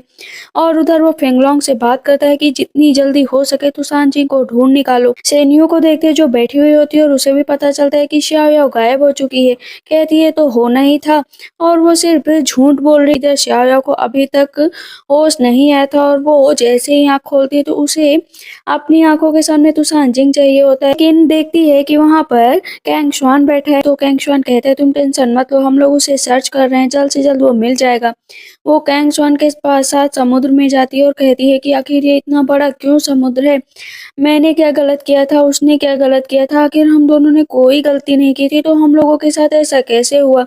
वो बहुत तेज से रोने लगती है कि हमने वादा किया था कि हम शादी करेंगे, तो तुम वापस क्यों नहीं आ रहे हो, हमें शादी करनी है। मैं अर्थ को साक्षी मानकर तुरंत ही तुमसे शादी करना चाहती हूँ। अब सब तरफ तैयारी चलने लगती है, क्योंकि शाओयाओ ने जो कह दिया था कि वो शादी करने वाली है, वो तैयार हो रही होती है। उसने बहुत सुंदर सी ड्रेस पहनी होती है। सब कह रहे होते हैं मिस आप ये क्यों कर रही हैं। ग्रैंडफादर भी समझाते हैं तुम ऐसा मत करो, शादी कोई खेल नहीं है। लेकिन शाओयाओ ने तो ठान लिया था कि वो शादी करके ही रहेगी, और वहां पर वो कहती है मैं हेवन और अर्थ को ट्रिब्यूट करूंगी, हम लोगों की शादी हो जाएगी, मैं मिस क्वीन बन जाऊंगी। कैंग शुआन तो शादी रोकना चाहता था, तो आगे कहता है कि मैं इस शादी के खिलाफ हूँ। लेकिन xiao याओ खुद जमीन पर बैठ जाती है और कहती है महाराज मुझे आज्ञा दीजिए कि मैं तो सांजिंग से शादी कर लूं, मैं उनकी वाइफ बनना चाहती हूँ।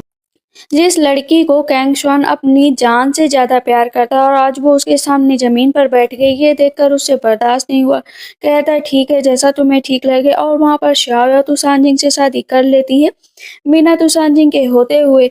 ये देखकर पूरा का पूरा महल ही शौक था। रात में वो इंतजार कर रही होती कि तुसांजिंग आए, लेकिन पूरी रात ऐसे ही निकल जाती है, तुसांजिंग नहीं आता है।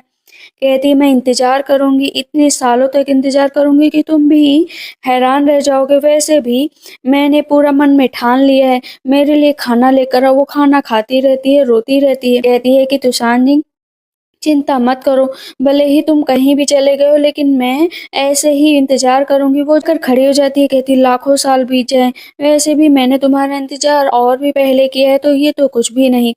मैं तब तक तुम्हारा इंतजार करूंगी जब तक तुम वापस नहीं आ जाते। इधर कैंगशुआन अभी भी वेट कर रहा होता है xiaoyao को, और कहता है कि आखिर वो ऐसा क्यों कर रही है। ग्रैंडफादर को उस पर थोड़ा शक होता है। कहता है तुम बताओ, तुम एक लूजर की तरह मेरे सामने क्यों बैठे हो। तो सांजिंग तो तुम्हारा सबसे बड़ा एनिमी था ना, वैसे तुम ही ने उसके पीछे सैनिक भेजे थे ना मारने के लिए। कहता है आप ग्रैंडफादर ये क्या बात कर रहे हैं, मैंने ऐसा कुछ नहीं किया। xiaoyao बैठी हुई होती है और अभी भी तो सांजिंग को याद कर रही होती है, रो रही होती है। पीछे से कैंगशुआन आता है, कहता है कि तुम अभी भी उसकी यादों में हो। पर शाया कहती है जिनके साथ जरूर कुछ ना कुछ गड़बड़ हुआ है। कहता है क्या गड़बड़ हुआ मुझे बताओ। कहती है फ्यूचर में मैंने उसे बचाया था, क्योंकि उसके बहुत सारे उसके ऊपर घाव थे, लेकिन अभी पता नहीं वो कहाँ पर गया है। मैं उसे कभी वापस ला पाऊंगी या नहीं ला पाऊंगी, मेरे दिल में हमेशा वही रहेगा। और वो अपने हाथ से कब तोड़ देती है, उसके हाथ से खून निकलने लगता है। कैंग शुआन उसका हाथ पकड़ लेता है, कहता है ऐसा कभी मत करना, देखो तुम्हें कितनी चोट लग गई, ये सब मेरी गलती की वजह से हुआ, मुझे ध्यान रखना चाहिए था। तो इस पर शाया कहती है अच्छा कैंगशुआन तुम बताओ तुम कहाँ पर थे और तुमने ये सब कुछ क्यों किया, बोलो ना तुमने ये सब कुछ क्यों किया। कहता है मैंने तुमसे शादी करने के लिए किया है, कि वो तुम्हारे लायक नहीं है इसीलिए मैंने तुम्हारे साथ किया। कहती है नहीं नहीं नहीं, तुम बहुत बड़े धोखेबाज हो, तुमने मेरे साथ जानबूझकर किया। ग्रैंडफादर तक को पता है और मुझे नहीं पता है क्यों किया तुमने, बोलो ना। तुषार से मैं इतना प्यार करती थी, तुषार की गलती क्या थी। वहां पर उन दोनों की लड़ाई होने लगती है, वो हल्का सा चाकू मार भी देती है कैंग शुआन को। कैंग शुआन जबरदस्ती उसको पकड़ता है कि चुप हो जाओ, लेकिन xiaoyao थी कि रुकने का नाम ही नहीं लेती और उसका गला दबाने लगती है। कहती मैं तो तुम्हें मार कर ही रहूंगी। चाकू लेती है और उसके आर पार कर देती है। कहता है कैंग शुआन मुझे माफ कर दो xiaoyao, मैंने भी सोचा ये सब बहुत रेडिकुलस है, लेकिन मैं तुमसे शादी करना चाहता हूँ, मैं तुमसे बहुत प्यार करता हूँ। शाह कहती मुंह बंद करो अपना, वरना मेरे से बुरा कोई नहीं होगा। टेंशन कहता है क्यों, मैं तुमसे शादी नहीं कर सकता, मैं तुम्हारे लायक नहीं हूँ, मैं तुम्हारे करीब नहीं आ सकता, आखिर तुम ऐसा क्यों कर रहे हो मेरे साथ। तो शाह और तेज से रोने लगती है। ग्रैंडफादर आ जाते हैं। ग्रैंडफादर कहते हैं कि कैंगशुआन को यहाँ से लेकर जाओ। उसको वहां से ले जाया जाता है और शाह रोते रोते वहीं पर बेहोश हो जाती है। नेक्स्ट डे हम देखते हैं कि शाया बैठी होती है, ग्रैंडफादर मनाने जाते हैं। कहते हैं कि देखो कैंगशुआन ने कुछ भी नहीं किया है, जो तुम सोच रहे हो ऐसा कुछ भी नहीं है। वैसे भी चैनग्रॉन आर्मी बहुत आगे तक जा रही है और तुम इस तरह अपनी जिंदगी नहीं गंवा सकती हो। लेकिन शाया थी कि चुप होने का नाम नहीं ले रही थी। कहती है कि आखिर ऐसे कैसे हो सकता है कि तुषार मुझे छोड़कर चला गया, उसने तो मेरे साथ फॉरएवर रहने का वादा किया था। तभी पीछे से उसका दोस्त आ जाता है, कहते हैं कि आप ऐसे मत जाइए, बार बार उसके पास जाना सही नहीं है। इधर चाय बैठी हुई होती है, लेकिन कुछ खाने पीने से मना कर देती है। कैंगशुआन से कहना कभी भी मेरे सामने ना आए। वो ऐसे खा रही होती है जैसे जबरदस्ती उसको कोई खिला रहा हो। अभी वो पार्क में जाती है तो सांजिन को महसूस कर रही होती है कि वो आस-पास ही है, लेकिन देखते ही कि सामने कैंगशुआन बैठा हुआ, कहती है कि तुम फिर से आ गए। मैंने तुमसे कहा था ना कि मेरे सामने मत आना। वैसे ठीक ही है, चलो मुझे झूला झुला दो जैसे तुम मुझे पहले झुलाया करते थे। मुझे कंफर्ट कराने की कोशिश करो। और बार-बार कह रही होती है, जिन के साथ तुमने ऐसा क्यों किया? बोलो ना क्यों किया? वो उसे खाने के लिए देती है, जैसे वो खाता है, याया कहती है अच्छा है ना? कहता है हाँ बहुत अच्छा है। वो फूल तोड़ती, इधर रखती, दोनों फूल खाते, एक दूसरे को देखते। लेकिन xiao के मन में बस तुसांजी की यादें ही चल रही थी। पता चलता है कि xiao ने तो जहर खा लिया है। कैंगशुआन से कहती है कि जैसे तुमने तुसांजिंग को मार डाला ना, उसके बिना तो मैं भी नहीं जी सकती, इसीलिए मैं मरना ही पसंद करूंगी। वैसे भी मेरे बायोलॉजिकल फादर तो तुम्हारे एनिमी हैं, मुझे यहाँ से जाना ही पड़ेगा। कैंगशुआन रोता रहता है कि ऐसा तुम मत करो, क्यों कर रही हो ऐसा? मैं तुम्हें नहीं छोड़कर जाने दूंगा, मेरी बात सुनो, तुम नहीं जाओगी, मैं तुम्हें प्रोटेक्ट करूंगा। xiao मेरी बात सुनो। वो बहुत तेज से रोता रहता है। पता चलता है कि ये सब कुछ अभी तक कैंग स्वान सपना देख रहा था और उसके ग्रैंडफादर ने असल में उसको ये एहसास दिलाया था कि तुमने अगर ऐसा किया तो बहुत कुछ गड़बड़ हो सकता है। इसीलिए इन सब बातों को नेगलेक्ट मत करो और अपने इल्यूजन पर काबू रखो। इधर हम देखते हैं फिर जाता है सेन्यू के पास और उसे समझाने की कोशिश करता है कि तुम जो कुछ भी कर रहे हो वो सही नहीं है। तुमने वहां पर सैनिक भेजे थे ना मारने के लिए तुसांजिंग को, किसी और ने नहीं। कहती हाँ मैंने भेजे थे और मुझे ये करने में कोई भी शर्म महसूस नहीं होती है। वैसे भी जिस हिसाब से कैंग स्वान xiao के पीछे पागल है, मुझे तो ये करना ही पड़ा। कैंग स्वान जाता है xiao के पास कि थोड़ा बहुत खा पी लो, इस तरह काम करना सही नहीं है। कहती है कि नहीं, जिंग से मैंने वादा किया था कि मैं जल्द से जल्द मेडिकल रिकॉर्ड पूरा करूंगी और उसके बाद हम दोनों अपनी ज़िंदगी साथ में गुज़ारेंगे। टैंग शुआन कहता है कि देखो उसकी डेथ हो चुकी है, तुम ये बात मान लो। उसे गले लग-लग कर बार-बार बताता है लेकिन शाओ तब भी नहीं मानती। इधर हम शिन्यू को देखते हैं जो इंतज़ार कर रही होती है फिर से कैंग शुआन का कि आज रात में वो आएँगे तो उनके साथ नाइट स्पेंड करेगी। दासी आती है और बोलती है कि महाराज आने वाले हो। बहुत खुश हो जाती है और कहती है मैं उन्हें बांसुरी भेंट करूँगी। सामने कैंग शुआन खड़ा होता है, कहता है कि ये बताओ तुमने तुसान जिंग को क्यों मारा? आखिर तुम्हारी क्या मजबूरी थी और तुम्हारा तुसान जिंग ने क्या बिगाड़ा था? कहती तुसान जिंग ने मेरा बहुत कुछ बिगाड़ा था लेकिन तुम तो काफी स्मार्ट निकले। मैंने कभी नहीं सोचा था कि तुसान जिंग की मौत हो जाएगी और तुम मेरे तक आ जाओगे।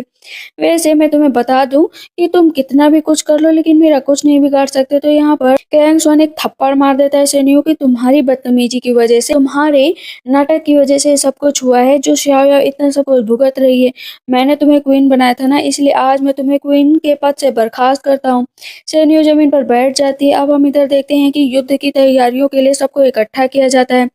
बोला जाता है कि शियांगलू से युद्ध लड़ने के लिए कौन आगे जाएगा। सबसे पहले कहता है कि मैं युद्ध लड़ने के लिए जाऊंगा, मुझे लगता है कि मैं लड़ सकता हूँ। लेकिन अपने फादर के पास जाता है और कहता है माफ कर दीजिए फादर, मेरी बहन ने ये सब कुछ किया, उसने तुसांजिंग को मारने की कोशिश की, मैं अपनी बहन को नहीं संभाल पाया। उसके फादर कहते हैं जाओ अभी के अभी यहाँ से जाओ, उसके से बात करो। कि फेंगलोंग जाता है अपनी बहन से बात करने, लेकिन उसकी बहन कहती है पहले भी कोई नहीं है, अब भी तुम यहाँ से जाओ, मेरा और तुम्हारा कोई रिश्ता नहीं है। वो वहां से चला जाता है। युद्ध की तैयारियां चल रही होती है, ग्रैंडफादर भी टेंशन में होते हैं।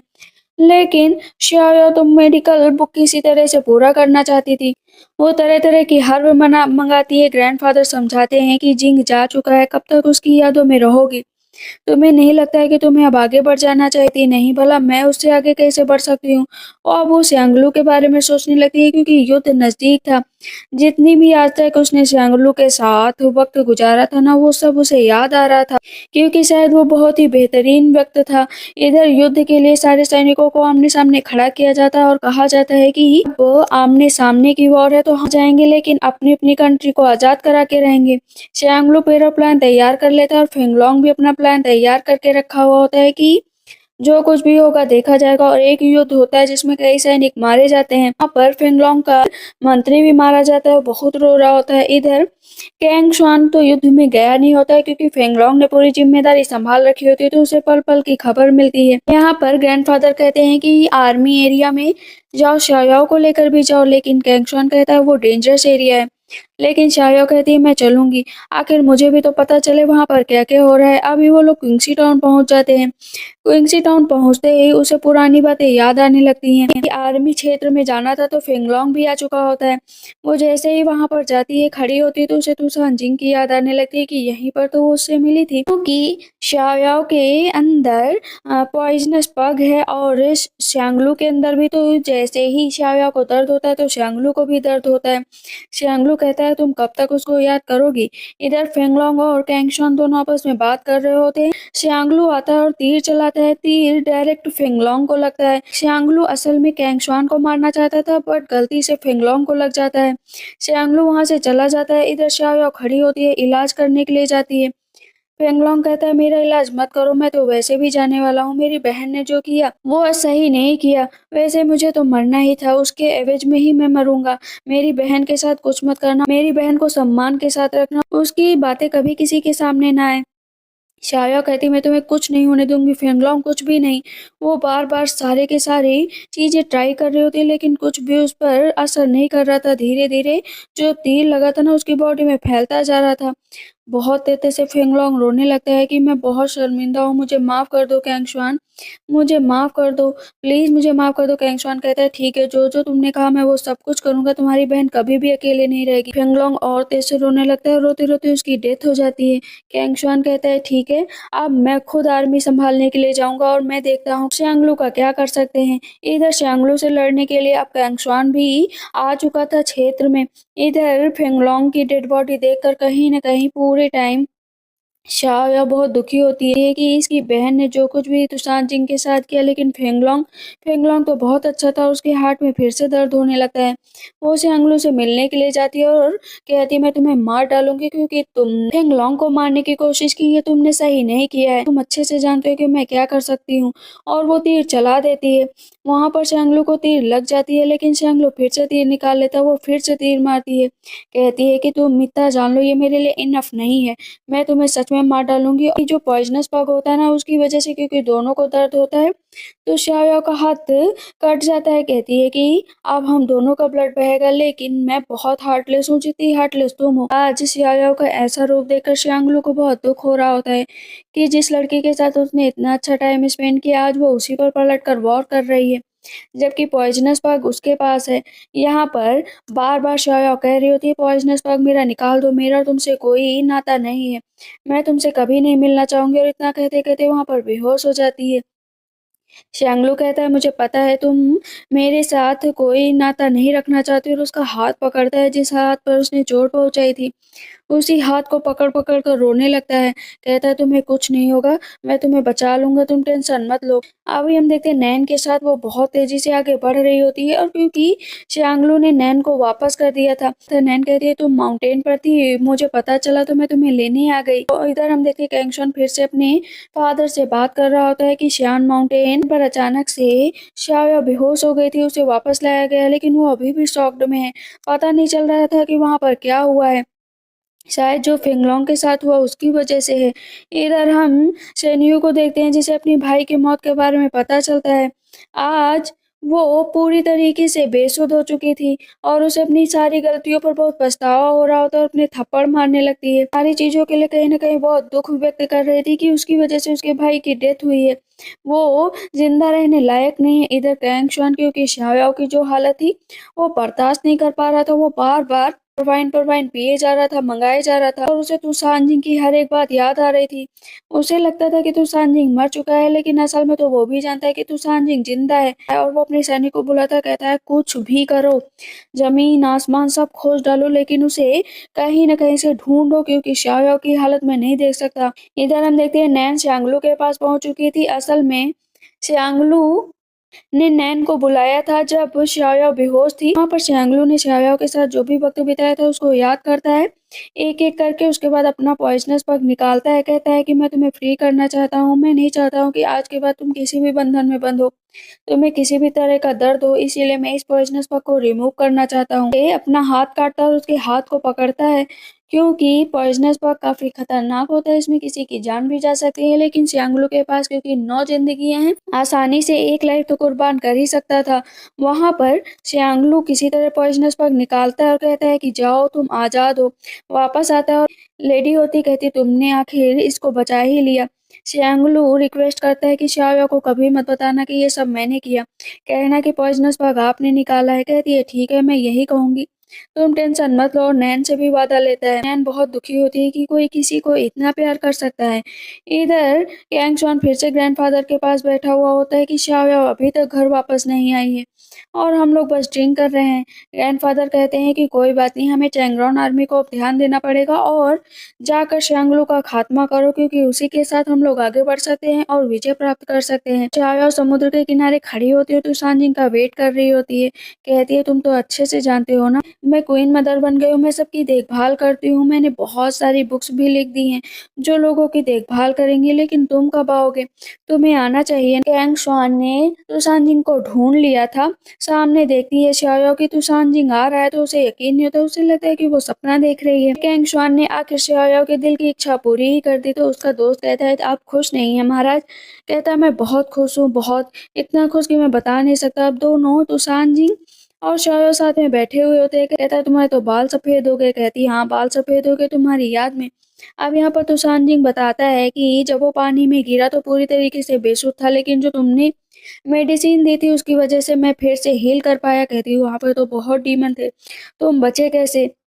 कहता हाँ मैंने भी बहुत कोशिश की। हम देखते हैं कि शांगलू को पता चल चुका था कि युद्ध शायद उसके लिए अंतिम युद्ध होगा, तो वो अपनी चुबी से कहता है कि चुबी देखो अब मैं जाने वाला हूँ, तो अंत चाहे कुछ भी हो तुम मेरे साथ ड्रिंक कर लो, मैं कहीं भी जाऊंगा लेकिन तुम्हें प्रोटेक्ट करके रखूंगा। वो उसे ड्रिंक पिलाता है और उसे बेहोश कर देता है, चुबी को उड़ा देता है। कहता है चुबी हमेशा अच्छी लाइफ जीना। साथ एक गोल बॉल लिए होता है। पता चलता है कि तुसान जिंग को भी किसी और ने नहीं बल्कि शांगलू ने बचाया था उन सारे डीमन से जो पानी के अंदर थे। उसके बाद वो चेंग को दे देता है, कहता है जाकर इसको दे देना और किसी को मत बताना। वो के हाथ में एक डॉल होती है, उसी के जरिए वो हमेशा ही शाओया को याद किया करता था।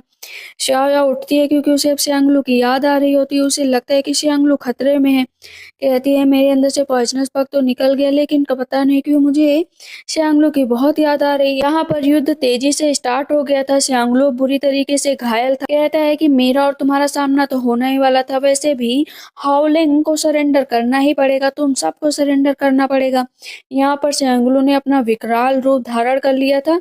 चारों तरफ से उस पर प्रहार होने लगता है। उसकी पूरी बॉडी में तीर ही तीर होते हैं और उन तीरों को देखकर कहीं न कहीं हाओलिंग के जितने भी लोग थे ना वो ज़मीन पर बैठ जाते हैं कि इसकी बॉडी को टच मत करना, ये हमारा रिस्पेक्टेबल एनिमी है। भले ही ये हार गया है लेकिन हमारे लिए हमेशा ही रिस्पेक्टफुल रहेगा। उसके हाथ में जो पॉइजनस बग होता है ना वो उसे बाहर उड़ा देता है और नीचे लेट जाता है। तब भी वो सिर्फ़ और सिर्फ़ वहाँ पर शाओयाओ को ही याद करता है। मतलब जिंदा रहने के बाद भी, मरते टाइम भी उसे सिर्फ़ और सिर्फ़ शाओयाओ ही याद आती। शाओयाओ भी उसको भूल नहीं पा रही थी। कहती है कि तुम कैसे हो कि तुमने अभी तक मुझे याद नहीं किया, तुम कहाँ पर हो? जब वो मिरर में देखती है तो वहाँ पर शांगलू का कोई भी परछाई भी नहीं दिखती। वो समझ जाती है कि शांगलू उसे छोड़कर चला गया है, साथ में अपनी सारी यादें भी मिटा कर गया है। वो और तेज से हंसने लगती है और खुद तेज से रोती भी रहती है। उसके दिल में बहुत तेज से दर्द भी होने लगता है कि वो उसके साथ भला ऐसा कैसे कर सकता है, अपनी यादें भी मिटा कर चला गया। क्योंकि शांगलू मर चुका था। शुआन भी उसे अंतिम श्रद्धांजलि देता है कि भले ही शांगलू कैसा भी हो लेकिन आर्मी को बचाने के लिए सब कुछ किया। अब तो सांजिंग जाता है कैंग शुआन के सामने और कहता है कि मेरी लास्ट विश ये है कि मैं शादी करूं शाओयाओ से और मैं उसे हर तरीके से खुशी दूंगा, चाहे जैसे हो। मैं हर सुख दुख में उसके साथ खड़ा रहूंगा, ये मेरा वादा है। तो कैंग शुआन कहता है ठीक है जैसा तुम्हारा वादा हो। कैंग शुआन अब शाओयाओ को लेकर उसी पार्क में जाता है और कहता है आज मैं तुमसे अपने दिल की बात कहना चाहता हूँ। मैं तुमसे हमेशा से ही प्यार करते आया हूँ क्योंकि तुम मुझे बिलोंग करती थी। मुझे ऐसा लगता था हम दोनों ने अपना साथ में टाइम स्पेंड किया, लेकिन आज तुम मुझसे दूर जा रही हो तो मुझे अच्छा नहीं लग रहा है। शाया कहती है कि तुम ऐसी बातें क्यों कर रहे हो, ये सब झूठ है ना? कहता है झूठ नहीं है, सच है, लेकिन अब इन सब चीजों का कोई मतलब नहीं है। मेरी लाइफ तो तुमसे ही शुरू तुमसे ही खत्म। आंट को शायद आज बहुत अच्छा लग रहा होगा। वो उसके गले लग जाती है, कहती है जब तक ज़िंदा हूँ तब तक तुम मेरे भाई की तरह ही रहोगे और मैं हमेशा तुम्हारी केयर करूँगी। तो अभी हम देखते हैं शादी का टाइम आ जाता है रेड ड्रेस में, तो सांजिंग और शाओया बहुत ही सुंदर लग रहे होते हैं। दोनों की शादी हो जाती है, कैंग शुआन दोनों की शादी की अनुमति देता है और उसके बाद दोनों ड्रिंक करते हैं और वहाँ से अपनी मदर को ग्रीट करने के लिए वो आगे जाती है। कहती है मदर मैंने शादी कर ली और मैं हमेशा खुश रहूँगी। कैंग शुआन पीछे खड़ा होता है, कहता है आंट देखो आपकी बेटी कितनी खुश है। जो शाओया और तो सांजिंग होते हैं वो सिटी छोड़कर जा रहे होते हैं क्योंकि उन्हें एक जगह पर नहीं रहना था, उन्हें जगह-जगह पर भ्रमण करना था। नैन कहती है कि ठीक है लेकिन अपना ख़्याल रखना। वहाँ पर वही डॉल जो श्यांगलू के पास हमेशा से थी ना, वो शाओया को देती है, कहती है इसे अपने पास रखना, ये मेरी तरफ से तुम्हारे लिए गिफ्ट है। कहती है वाह! ये तो बहुत क्यूट डॉल है। तो उसके फादर कहते हैं और ग्रैंडफ़ादर अपना ख़्याल रखना। अब जो बुक शाओया ने लिखी थी हर जगह पहुँचा दिया जाता है और उन सब नियमों को पालन करने के लिए कहा जाता है। साथ में श्यांगलू ने कहा था कि जिस माउंटेन पर वो रहता है वहाँ पर बहुत ही रेतीला जगह है, तो उस जगह को सही किया जाए, लोगों को अच्छा खाना दिया जाए। कैंगशुआन उसकी भी इच्छा को पूरी करता है और फिर से वो लोग क्विंसी सिटी में आते हैं जहाँ पर स्टोरी पुनः सुनाई जा रही होती है उस स्टोरी टेलर के द्वारा। तो कैंगशुआन कहता है नैन से चलो ना हम लोग भी ये स्टोरी सुनते हैं फिर से, देखे तो जरा आज स्टोरी में क्या है। और इसी के साथ इस ड्रामा का एंड होता है। आई होप आप लोग को अच्छा लगा है। अगर अच्छा लगा है तो प्लीज़ लाइक सब्सक्राइब और comment. Thank you so much. Bye bye, take care.